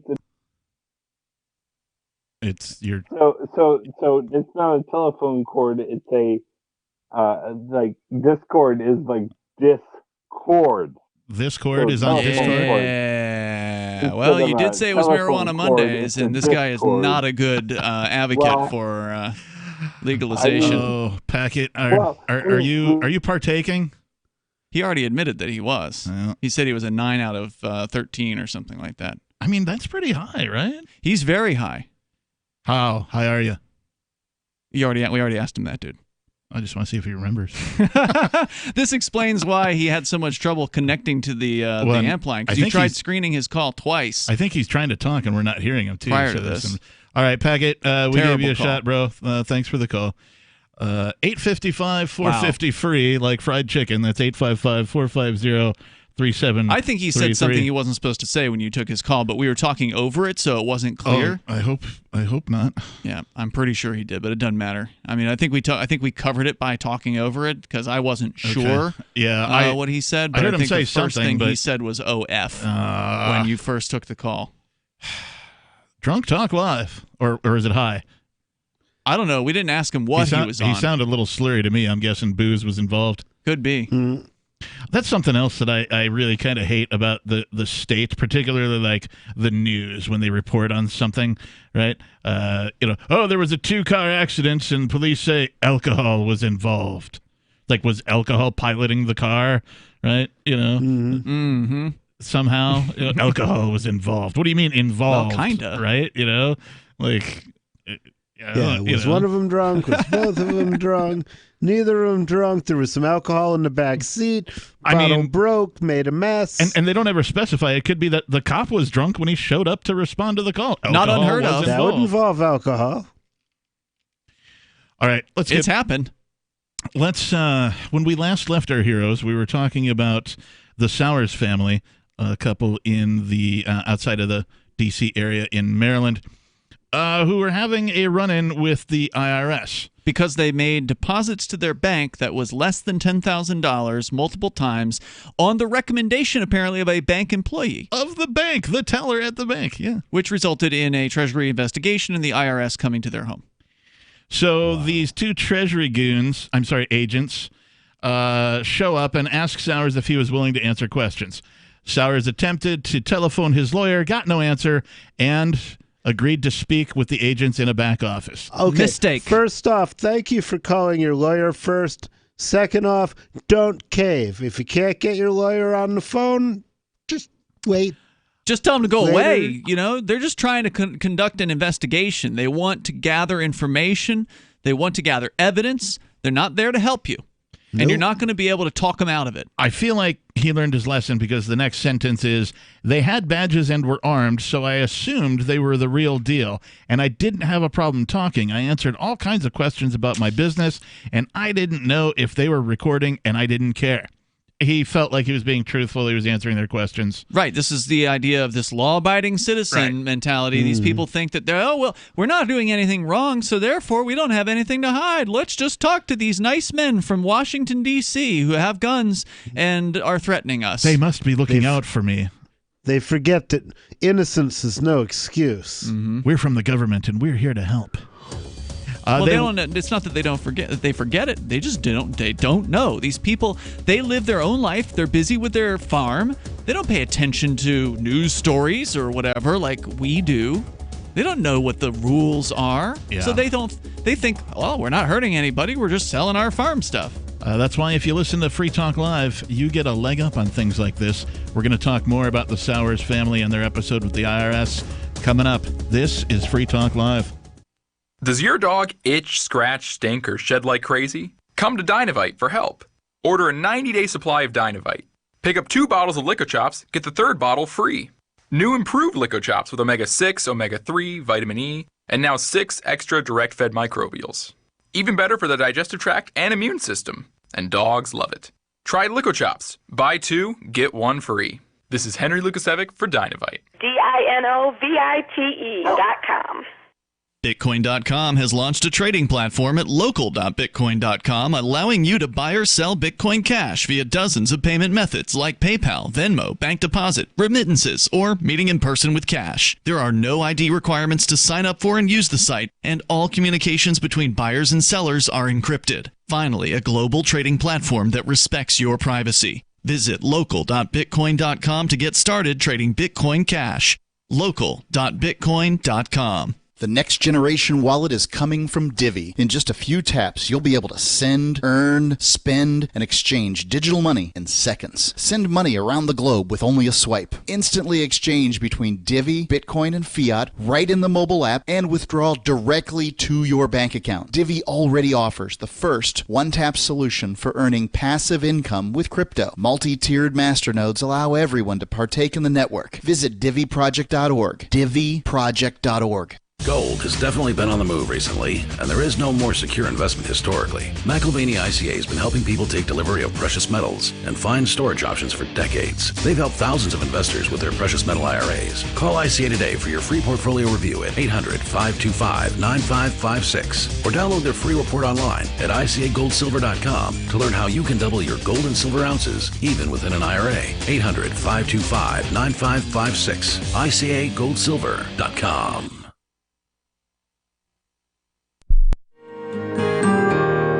So the protection of life, liberty, and property is what the Free State Project is all about. But it's an effort to move 20,000 people who understand. It's about demonstrating to the entire country that, yeah, we can have a free market, a truly free market. Making it just a freer, great place to live. It's the world's largest voluntarist libertarian community, and it's only getting bigger. That's amazing, to be able to move to a place where other people passionately believe in being free and independent. What the Free State Project is managing to do, though, is to put their money where their mouth is.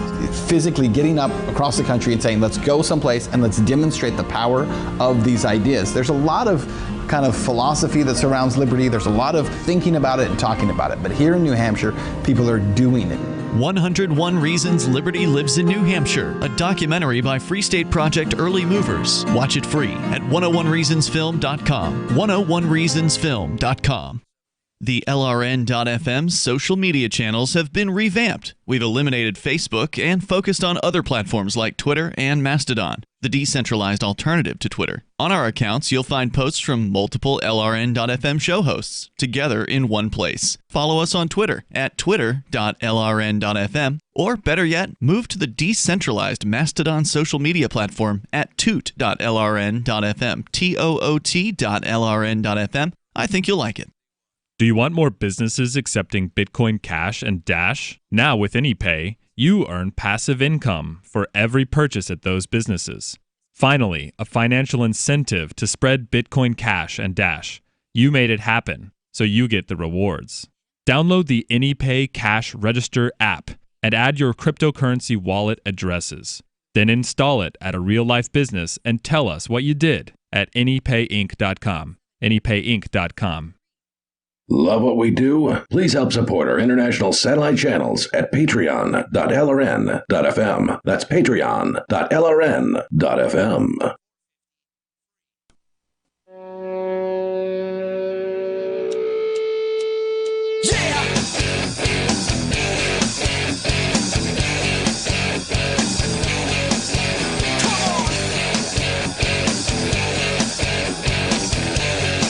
Yes, I am Ron Burgundy. No, I'm not Ron Burgundy. Sorry. I'm Ron Burgundy? You have to say it like a question. Who's Ron Burgundy? Damn it, who put the question mark on the teleprompter again? You know Ron reads anything that's typed on that thing. Ron Burgundy, Anchorman, the movie? Never saw it. Oh, my gosh. Oh, my gosh. Like, I'm not a Will Ferrell fan by any stretch of the imagination, but that is the role Will Ferrell was born to play. Like, he has never been a better character than he was Ron Burgundy in the movie Anchorman. Huh. Yeah, that movie's hilarious. Interesting. Yeah. I'll have to check it out. But I digress. Yes, this is Free Talk Live. 7 nights a week, the live call-in radio show. Our toll-free number is 855-450-FREE, like fried chicken. That's 855-450-3733. And we've been talking about the saga of the Sowers and their farm and their family with the IRS. And we'll talk more about that in just a minute. But I wanted to tell you that the next generation wallet is coming from Divvy. In just a few taps, you'll be able to spend, earn, store, and exchange digital money in seconds. Divvy says you'll be able to send money around the globe in only a swipe and instantly exchange between Divvy, Bitcoin, and fiat right in the mobile app and withdraw directly to your bank account. There's no need to wait, though, as Divvy already offers the first one-tap solution for earning passive income with their multi-tiered masternodes, allowing anyone to earn by supporting the Divvy network. When the new Divvy wallet launches, because of Divvy's relationship with Western Union, Divvy will be in 200 countries, including the United States. You can learn more at divvyproject.org. That's divvyproject.org.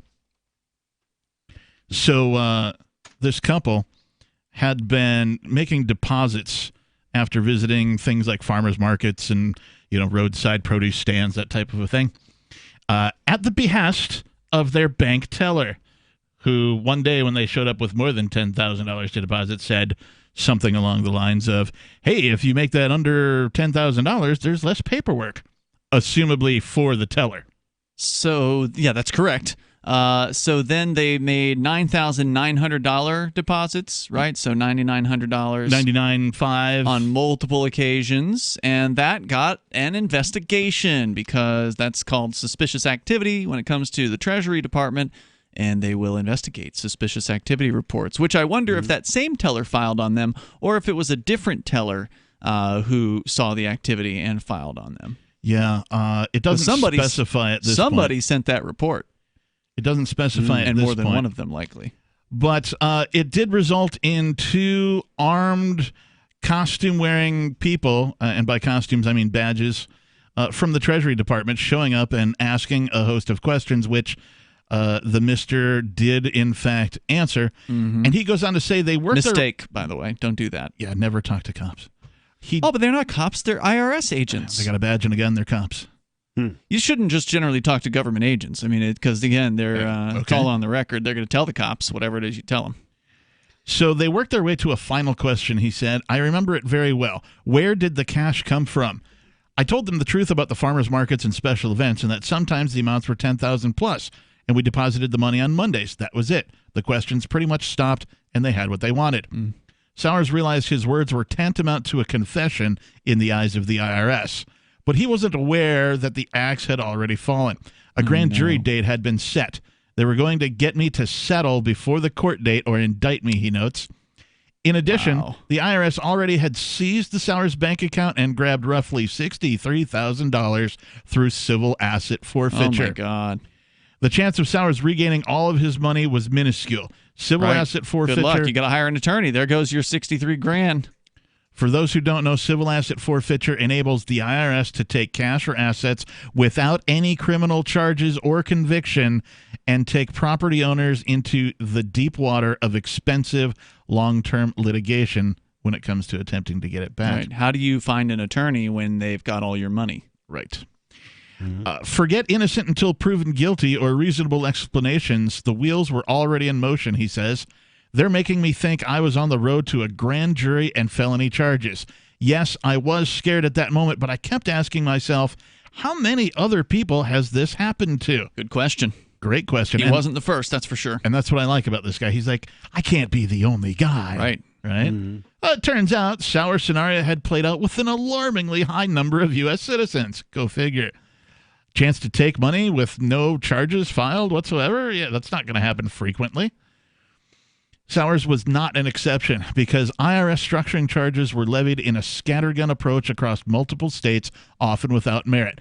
Drug dealers, crime bosses, tax skirters, or Walter White types? Not exactly. According to data collected by the Institute for Justice, a national libertarian law firm and legal advocacy group representing clients pro bono, they do good work. IRS grabbed over $242 million from 2,500 suspected structuring cases from 2005 until 2012. Let me read that again. Oh, my God. Let me read that again. 7 years. According to data collated by the Institute for Justice, a national libertarian law firm and legal advocacy group representing clients pro bono, the IRS grabbed over $242 million in 2,500 suspected structuring cases from 2005 until 2012. That is an average of $96,800 per case. Wow. Snatched it out. Oh, but if they Right out of deposit your bank that, they account. wouldn't have to file, I think, because it's under 10 grand. 99. I'm sorry, did I say 9,800? 96,000. Oh, 1,000. Oh, 800. Sorry, my bad. No, you said it right. I understood it incorrectly. Significantly, at least a third of the 2,500 cases were triggered by cash deposits below $10,000 and contained no other criminal allegations. Wow. 1/3 contained no other criminal allegations. So they're just saying making this deposit in this type of a way at this type of amount makes you a criminal. The examples were not isolated. They're going to go on and give a bunch of examples that I'm not going to bore our listeners with. Give us one of them, All please. right, fine. Terry Just Daco, to show how common this is. Terry Daco and daughter Sandy owned Shots Supermarket outside of Detroit, Michigan, and made frequent sub-$10,000 deposits from the store registers to a bank account, partly because their insurance policy only covered losses up to $10,000. In January 2013, IRS and DOJ drained the Daco account $35,000 plus. So here's a couple. They own a supermarket. They made sub-$10,000 deposits frequently because their insurance policy only covered up to $10,000, giving them incentive, right? Non-criminal incentive to make deposits under that, right? Another example, Jesus. Calvin Taylor and his wife Deborah grew sweet corn and raised poultry at C.W. Taylor Farms in Preston, Maryland, on the Eastern Shore, and operated multiple farm stands. In 2013, the IRS plucked $90,175 from the Taylor's business account due to structuring. Cha-ching. Andrew Clyde ran a highly successful gun store in Athens, Georgia, Clyde Armory, and made 100 deposits, all below 10 grand, into a bank account to navigate around limited insurance coverage. In April 2013, Clyde, a military veteran with 3 tours in Iraq, got a visit from Treasury agents. The IRS seized $950,000. Good thing he was fighting for freedom. Wow. Yep. You got what you fought for, pal. 855-450-FREE. That's 855-450-3733. More about the IRS coming up. I want to tell you about my favorite cryptocurrency wallet, Edge Wallet, at edge.app. Edge is the wallet I use more than any other, and that was true long before Edge Wallet became a sponsor of Free Talk Live. Edge Wallet allows you to buy, sell, trade, and securely hold your cryptocurrencies, including Bitcoin, Ethereum, tokens, Monero, Ripple, Dash, Bitcoin Cash, and more. It's available for both Android and iOS, and you can download it via the Play or App Store or via Edge Wallet's website, edge.app. Secure your freedom with Edge Wallet. Don't miss this year's LibertyCon with great speakers like Whole Foods CEO John Mackey, Congressman Justin Amash, and Nobel Prize winner Vernon Smith. Attend 2 spectacular debates. Is government necessary, and does capitalism require government intervention? Network with over 70 pro-liberty organizations. This and a whole lot more. April the 3rd through the 5th in Washington, D.C. Visit libertycon.com and use code FTL for a $10 discount on libertycon.com. If you're looking for work, or even if you're not, here's an innocent mistake you really want to avoid. Never return calls before listening to your voicemail. Your wireless phone sends calls you didn't answer into voicemail, and it shows you phone numbers for calls you missed. Important, don't call back callers you missed until you have first listened to your messages. Otherwise, you frustrate people who bothered to leave messages by asking them to repeat a message they just left as your voicemail greeting instructed them to. If you're a job applicant, this alone could be a deal killer.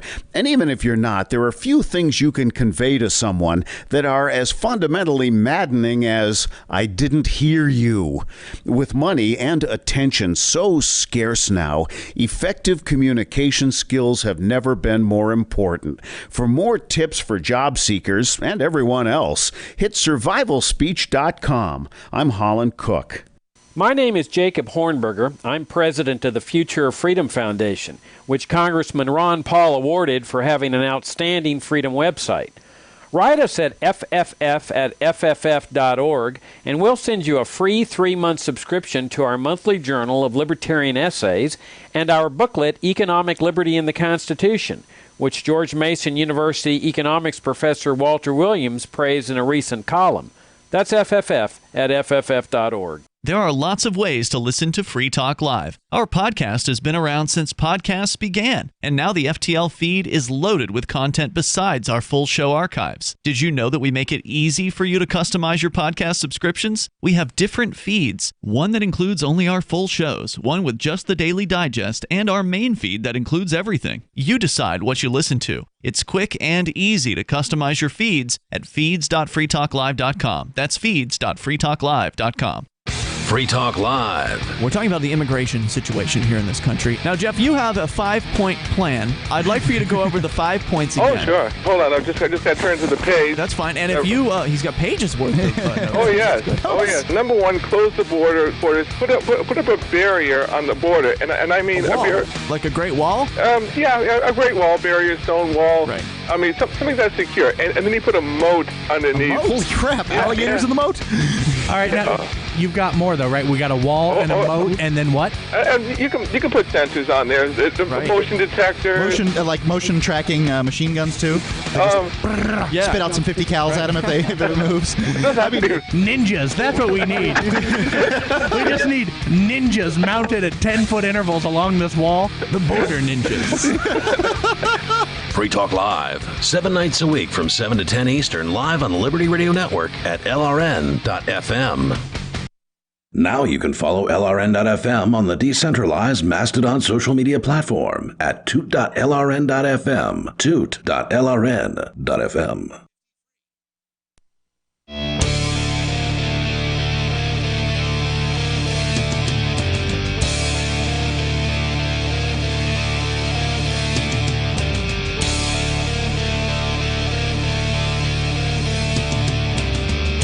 Free Talk Live.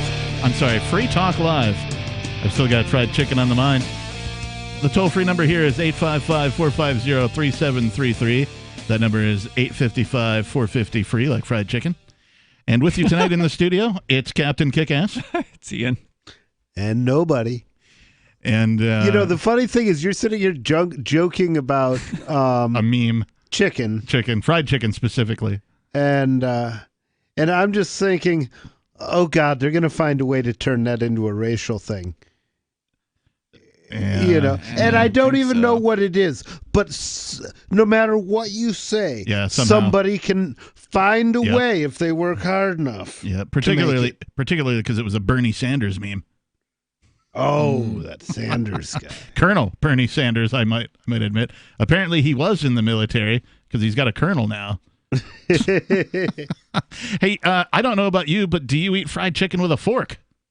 Generally, no. I don't either. That's usually a hands-only food, right? You know? Yeah. Maybe you get some really messy. horrible fried chicken that's tough and dry, that's been under that warmer thing at the grocery store for like all day. You know, then you might need a fork. But I'm trying to think of circumstances where I would use a fork for fried chicken. I can't think of any. I hope that somebody is making fried chicken at ForkFest 2020 when I attend for the first time this year. Putting it out there into the universe. I'm just, I'm trying to manifest fried chicken at ForkFest, right? So that on Independence Day I can say stuff like, oh, say does the Star-Spangled Banner yet wave, or the land of the fried chicken and the home of the brave. And you can join liberty-minded voluntarists, anarchists, and libertarians from June 29th until July 5th for ForkFest 2020 at Rogers Campground in the beautiful White Mountains of New Hampshire. ForkFest happens the week after the Porcupine Freedom Festival this year, and ForkFest is decentralized, which means no one is in charge. That also means there's no ticket costs. Just reserve your camping, RV site, or motel room with Rogers Campground for June 29th until July 5th. Where better to celebrate Independence Day than around other freedom-loving and fried chicken-loving activists in the Shire? You can simply relax and go camping with other liberty lovers, or you can create whatever experience or event you'd like others to have, like fried chicken. If you're planning an event for ForkFest, be sure to let others know in advance. You can connect with other ForkFesters via the unofficial Telegram chat for the ForkFest forum. Links to those are on the unofficial website, forkfest.party. That's forkfest.party. All right. Fried chicken. Let's hear the rest of this horrible tragedy. So we were talking These about people who are they are in trouble, or were in trouble, and we're getting the whole story for making bank deposits under $10,000. They did it on the advice, they say, of the actual teller at the bank, or at least one of them. And then the IRS came calling and seized over, what was it, 60 grand, I think, from their bank account? Indeed. Yeah. And then it gave a few examples of how this happens to a lot of people. A lot of people who are not criminals. Right. Just business people. So most of the dubious structuring cases followed a similar path. No formal charges and no convictions. Really? From its elevated pedestal. Yeah, they're just taking the money and not giving it back to people. Oh, that's right. They're coming to a settlement. Right. Right. Okay. Look, we won't charge you if you just leave this be. Right. Okay. So no formal charges, no convictions. From its elevated pedestal at the Treasury Department, using the long arm of the Bank Secrecy Act, IRS is able to reach down and take possession of money from ordinary citizens and then pull up the rope ladder and refuse to descend from the heights. In most of the seizure instances, the only option offered by IRS was settlement, i.e. a split of the sum in the aforementioned cases of Daco, Taylor, Clyde, and Hearst, the examples the article gave moments ago. They split it. Settlement offers were the rule. Taylor, for example, settled and lost $41,790. Clyde settled and gave up $50,000. That's how almost all of these end with a settlement. So this is just straight up criminal extortion is what this is, and that's what the government is doing here, and I just want to make sure that's clear. That's what this is. That is what this is. They're coming... But it's legal when they do it. Well, of course, because they have the badges and the guns. And their gang made the rules. Right. Sauer says that's how almost all of these end. If you want any of your money back, you have to settle. And then they, of course, always bring out this claim of, well, ignorance of the law is no excuse, as though you've got time to sit down and read the Bank Secrecy Act amongst all the rest of the legislation passed in your lifetime. And the like 5,000 new laws every year. The rules are really simple. If the peasant messes up, the peasant has to pay. Right. If the cop messes up, the peasant has to pay. If the prosecutor messes up, the peasant has to pay. If the judge messes up, the peasant has to pay. It's always the peasant. It's always the nobody who ends up paying the price for the incompetence and the malfeasance of these monstrous bastards. And this is the same way that family courts work, too, when they start seizing property and money and stuff like that. They just do it because, it's in the best interest. Family courts. Yeah, family courts. Yeah. Most people are too scared, frustrated, tired, or financially wasted to do anything else but settle. Right. Maybe get half your money back or go to court and lose it all. Call it what you want, but most people recognize that as a shakedown. Good for him, calling it like it is. In total, Sowers was offered settlement whereby IRS could pocket almost $30,000 of his dairy dollars. For doing nothing. Mm-hmm. A fight in court could cost Sowers the grand total deposited in the account for an entire year, $360,000, along with lawyer and litigation fees in addition. Oh, so look, buddy, we did you a favor. Okay, we could have taken all $360,000, but we're just doing you a favor. We're only taking $60,000 now. How about you do us a favor and sign this agreement? So we'll leave you alone. We'll give you a little bit back, and then we'll just call it a day. Sound good? Here, sign this. Right. Wow. This is why we need AR-15s. Indeed. He says, I think I'm reading this right. He says, I settled because I had no choice, and that's how they rigged the whole thing. Rosenstein should have been the one threatened with prison, not me. Who's Rosenstein, the agent? The prosecutor. Okay. Yeah. Go on. However, the IRS hadn't reckoned on Sowers' bulldog nature or his willingness to wade toward controversy. Good. He was involved in some other egg dumping protests previously and is currently confronting skim milk regulations. Even at farmers markets, I told everyone what Rosenstein and the IRS had done. Anybody who would listen. I tried to tell them the story. I spoke to the press, and I did my best to get people to hear. By this time, I knew this could happen to anyone, and no way was I going to lick my wounds and shut up. As concrete settlement terms came into view, a city paper reporter called Sowers and asked for comment on the pending negotiation. He said he was going to write the story whether I talked or not, but that it wouldn't look good if I didn't give my side, Sowers recalls. I told him my story, and he did a great job. However, when DOJ officials read the city paper article and realized Sowers had granted an interview, their reaction was swift, according to Sowers. Rosenstein changed the settlement to where I had to admit guilt. I was the only case required to do that, and I wanted to know why. Basically, Rosenstein said that they were being harder on me than anyone else because we spoke to the press. Oh, my God. Unbelievable. Wow. See, that right there, that should be a massive First Amendment Civil lawsuit. Yeah. Should Is it be. on the record, though?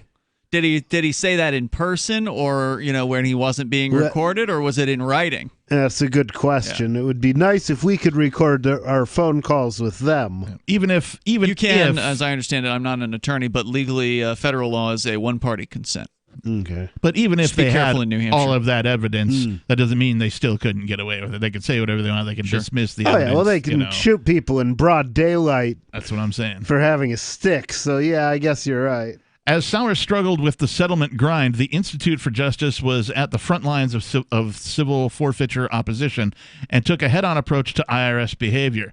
Representing 12 clients in 6 structuring-related cases, Dan Albin, senior attorney with IJ, says IRS actions were incentivized by money and a numbers game.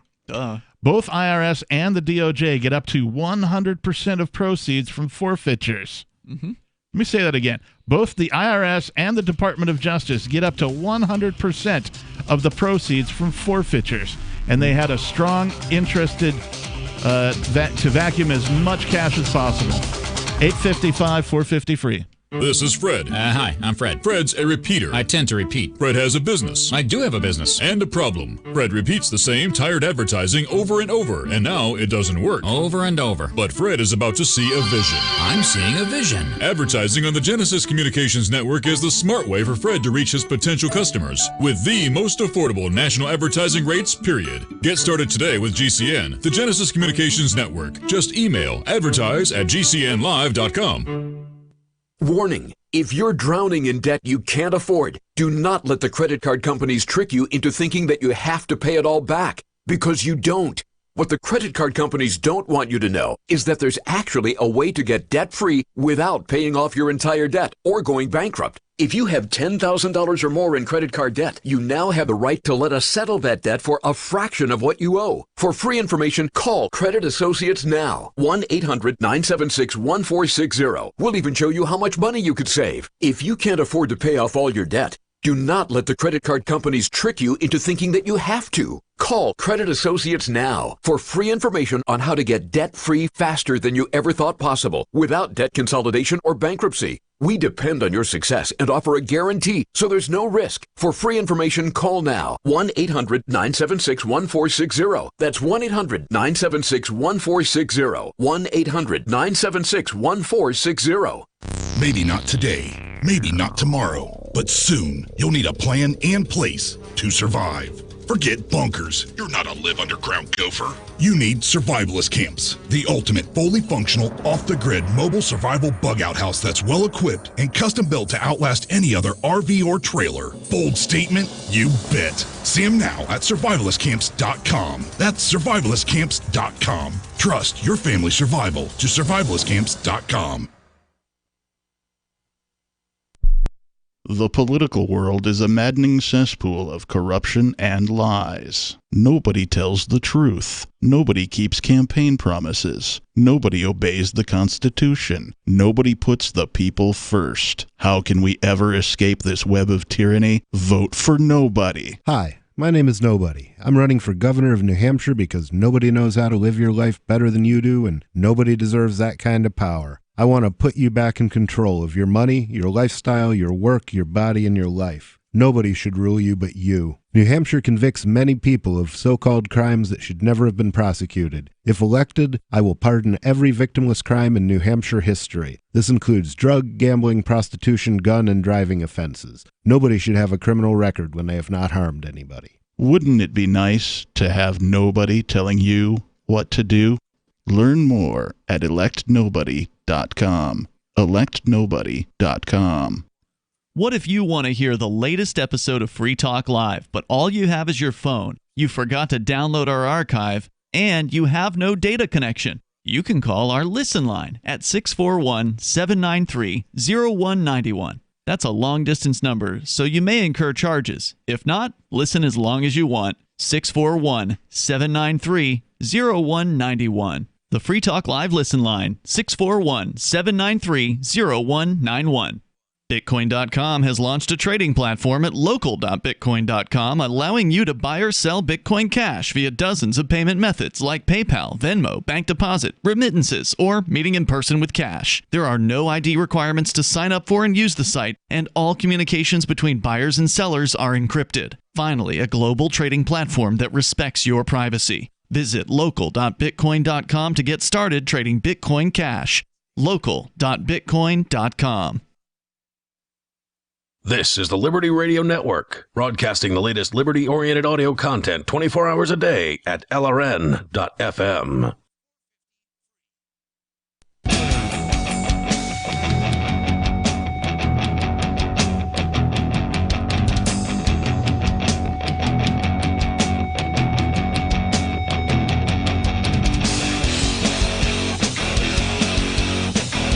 Yes, you're in the right place for Free Talk Live. We're in the final segment of our third hour already, and our toll-free number here is 855-450-3733. That's 855-450-FREE, like fried chicken. And I am your host tonight. I am the Dr. Reverend Captain Kickass of lcaptainkickass.com, and I'm joined by... It's Ian. And Nobody. And neither of you guys have websites or anything? That you I got a few of them. Yeah? You don't want to pimp one? Freekeen.com. Okay, you want to pimp Yep. one? Electnobody.com. Electnobody.com. Very well. And freekeen.com as well. So we've been running through this story about the Sowers and their dealings with the IRS after they had made some Let's deposits. make a deal. We're going to take all your money, and then we'll offer you a little bit back, and we won't send you to prison. Yeah, so they made some deposits under $10,000 in cash. This brought them to the attention of the IRS and the Treasury Department, who sent men with guns and badges to question them and ultimately charged them with something, attempting to solicit a plea bargain deal and keep a large chunk of their money. Yep. So both the IRS and the DOJ get to keep up to 100% of the proceeds from forfeitures, and they had a strong interest to vacuum up as much cash as possible. The cash goes to a forfeitures fund of the Treasury and the DOJ. Really, a slush fund that can only be spent by law enforcement. Yeah, think of all the cool laptops and like gear right. and nice office chairs. They're living large. The structuring cases also boost IRS numbers as well, Albin continues. They don't even have to look for criminals, but instead look for frequent cash deposits.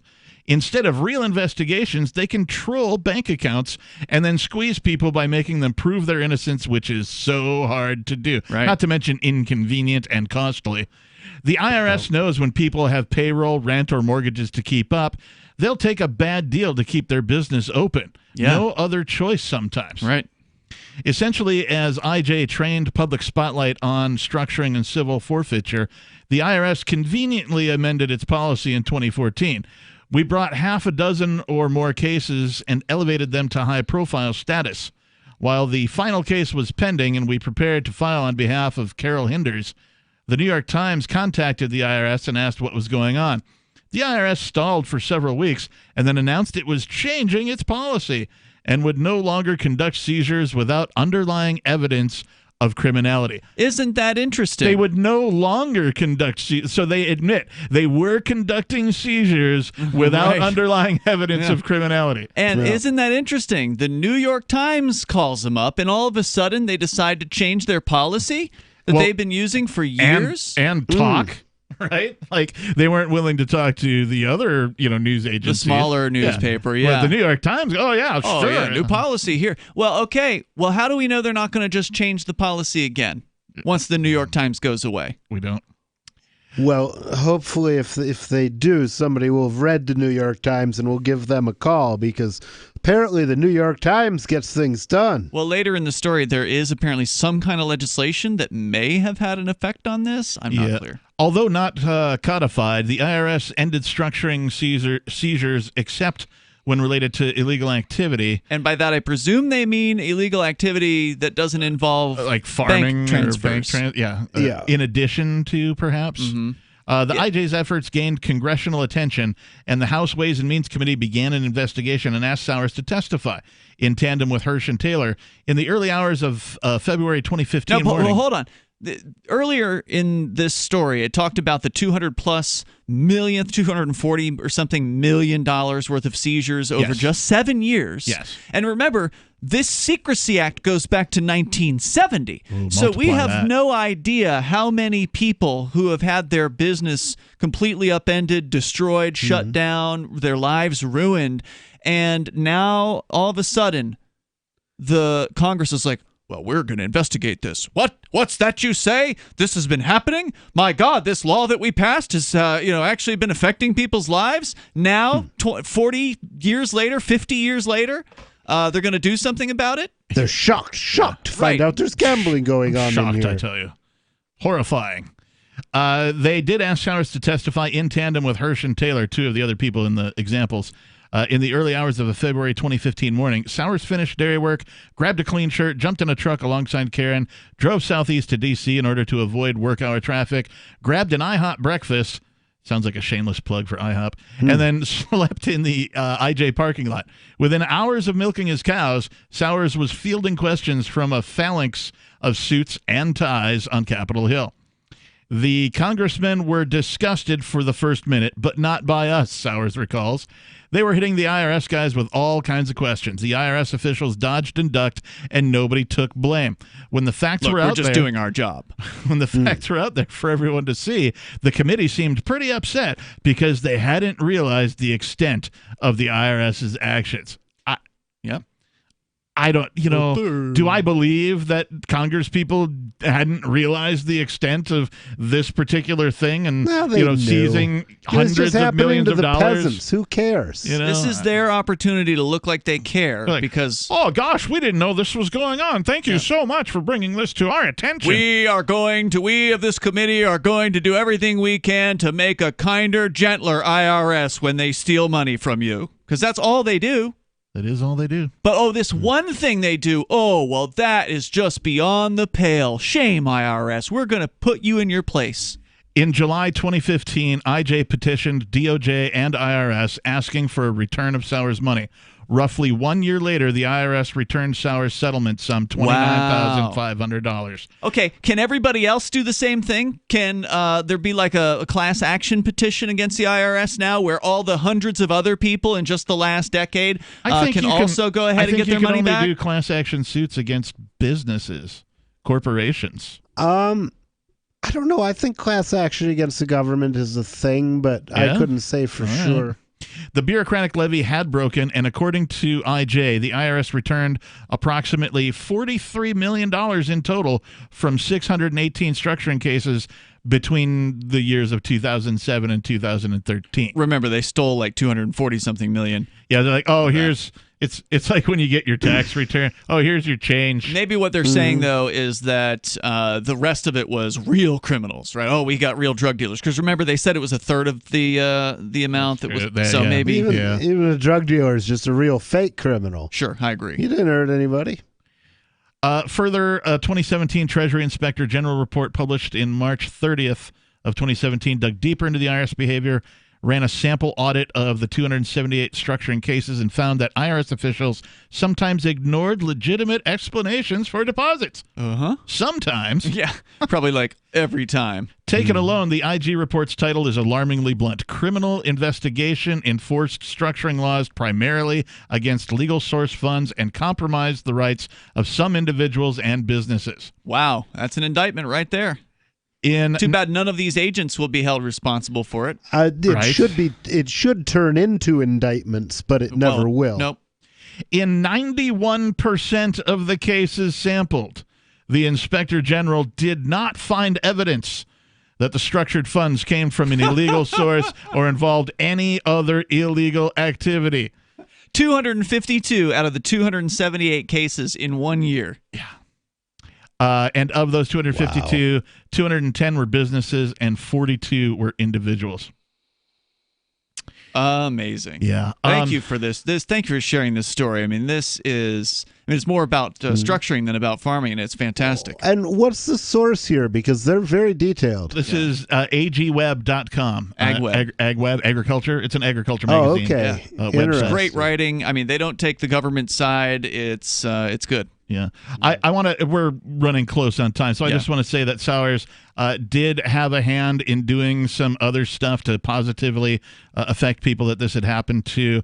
He got involved. He, did more things. He raised funds. He's an activist. I mean, he definitely stood up for himself when they were attacking him. He didn't just take it lying down, and kudos to him because it helped. IJ took the case, and people got their money back. That's amazing. There was an act called the Respect Act, RESPECT, like the song, but it was named after Clyde Hirsch and Sowers, eponymously named for Andrew Clyde, Jeff Hirsch, and Randy Sowers. The Respect Act officially restricts forfeiture to currency structuring instances involving illegal activity, I believe additional illegal activity. In other words, they can't prosecute if it's just the bank deposits. Well, that's good to know. Now, in theory. So this guy Sowers... a stand-up guy. However, keep note, even though they can't prosecute by this law, that doesn't mean that they won't trigger an investigation. Right. So if you hearing this news, decide you want to go and make $9,900 deposits, they're still going to send a suspicious activity report because that's still in their mind evidence of potential drug dealing or terrorist activity or whatever. And then you're going to have these agents pouring over your business even worse than they normally would. They're still going to come into your house. They're still going to flash the badges and guns and get all up in your business, in your knickers, in your wallet. And then if they find a bag of marijuana, well, then maybe you're a drug dealer. Liberty First University is online training on the principles of liberty and the origin, proper application, and defense of our founding documents and the principles they contain. You will receive an education worthy of the highest institutions of learning, as if the founders were teaching it. Join us at lfu.freetalklive.com to watch the free pre-recorded webinar. Watch now at lfu.freetalklive.com.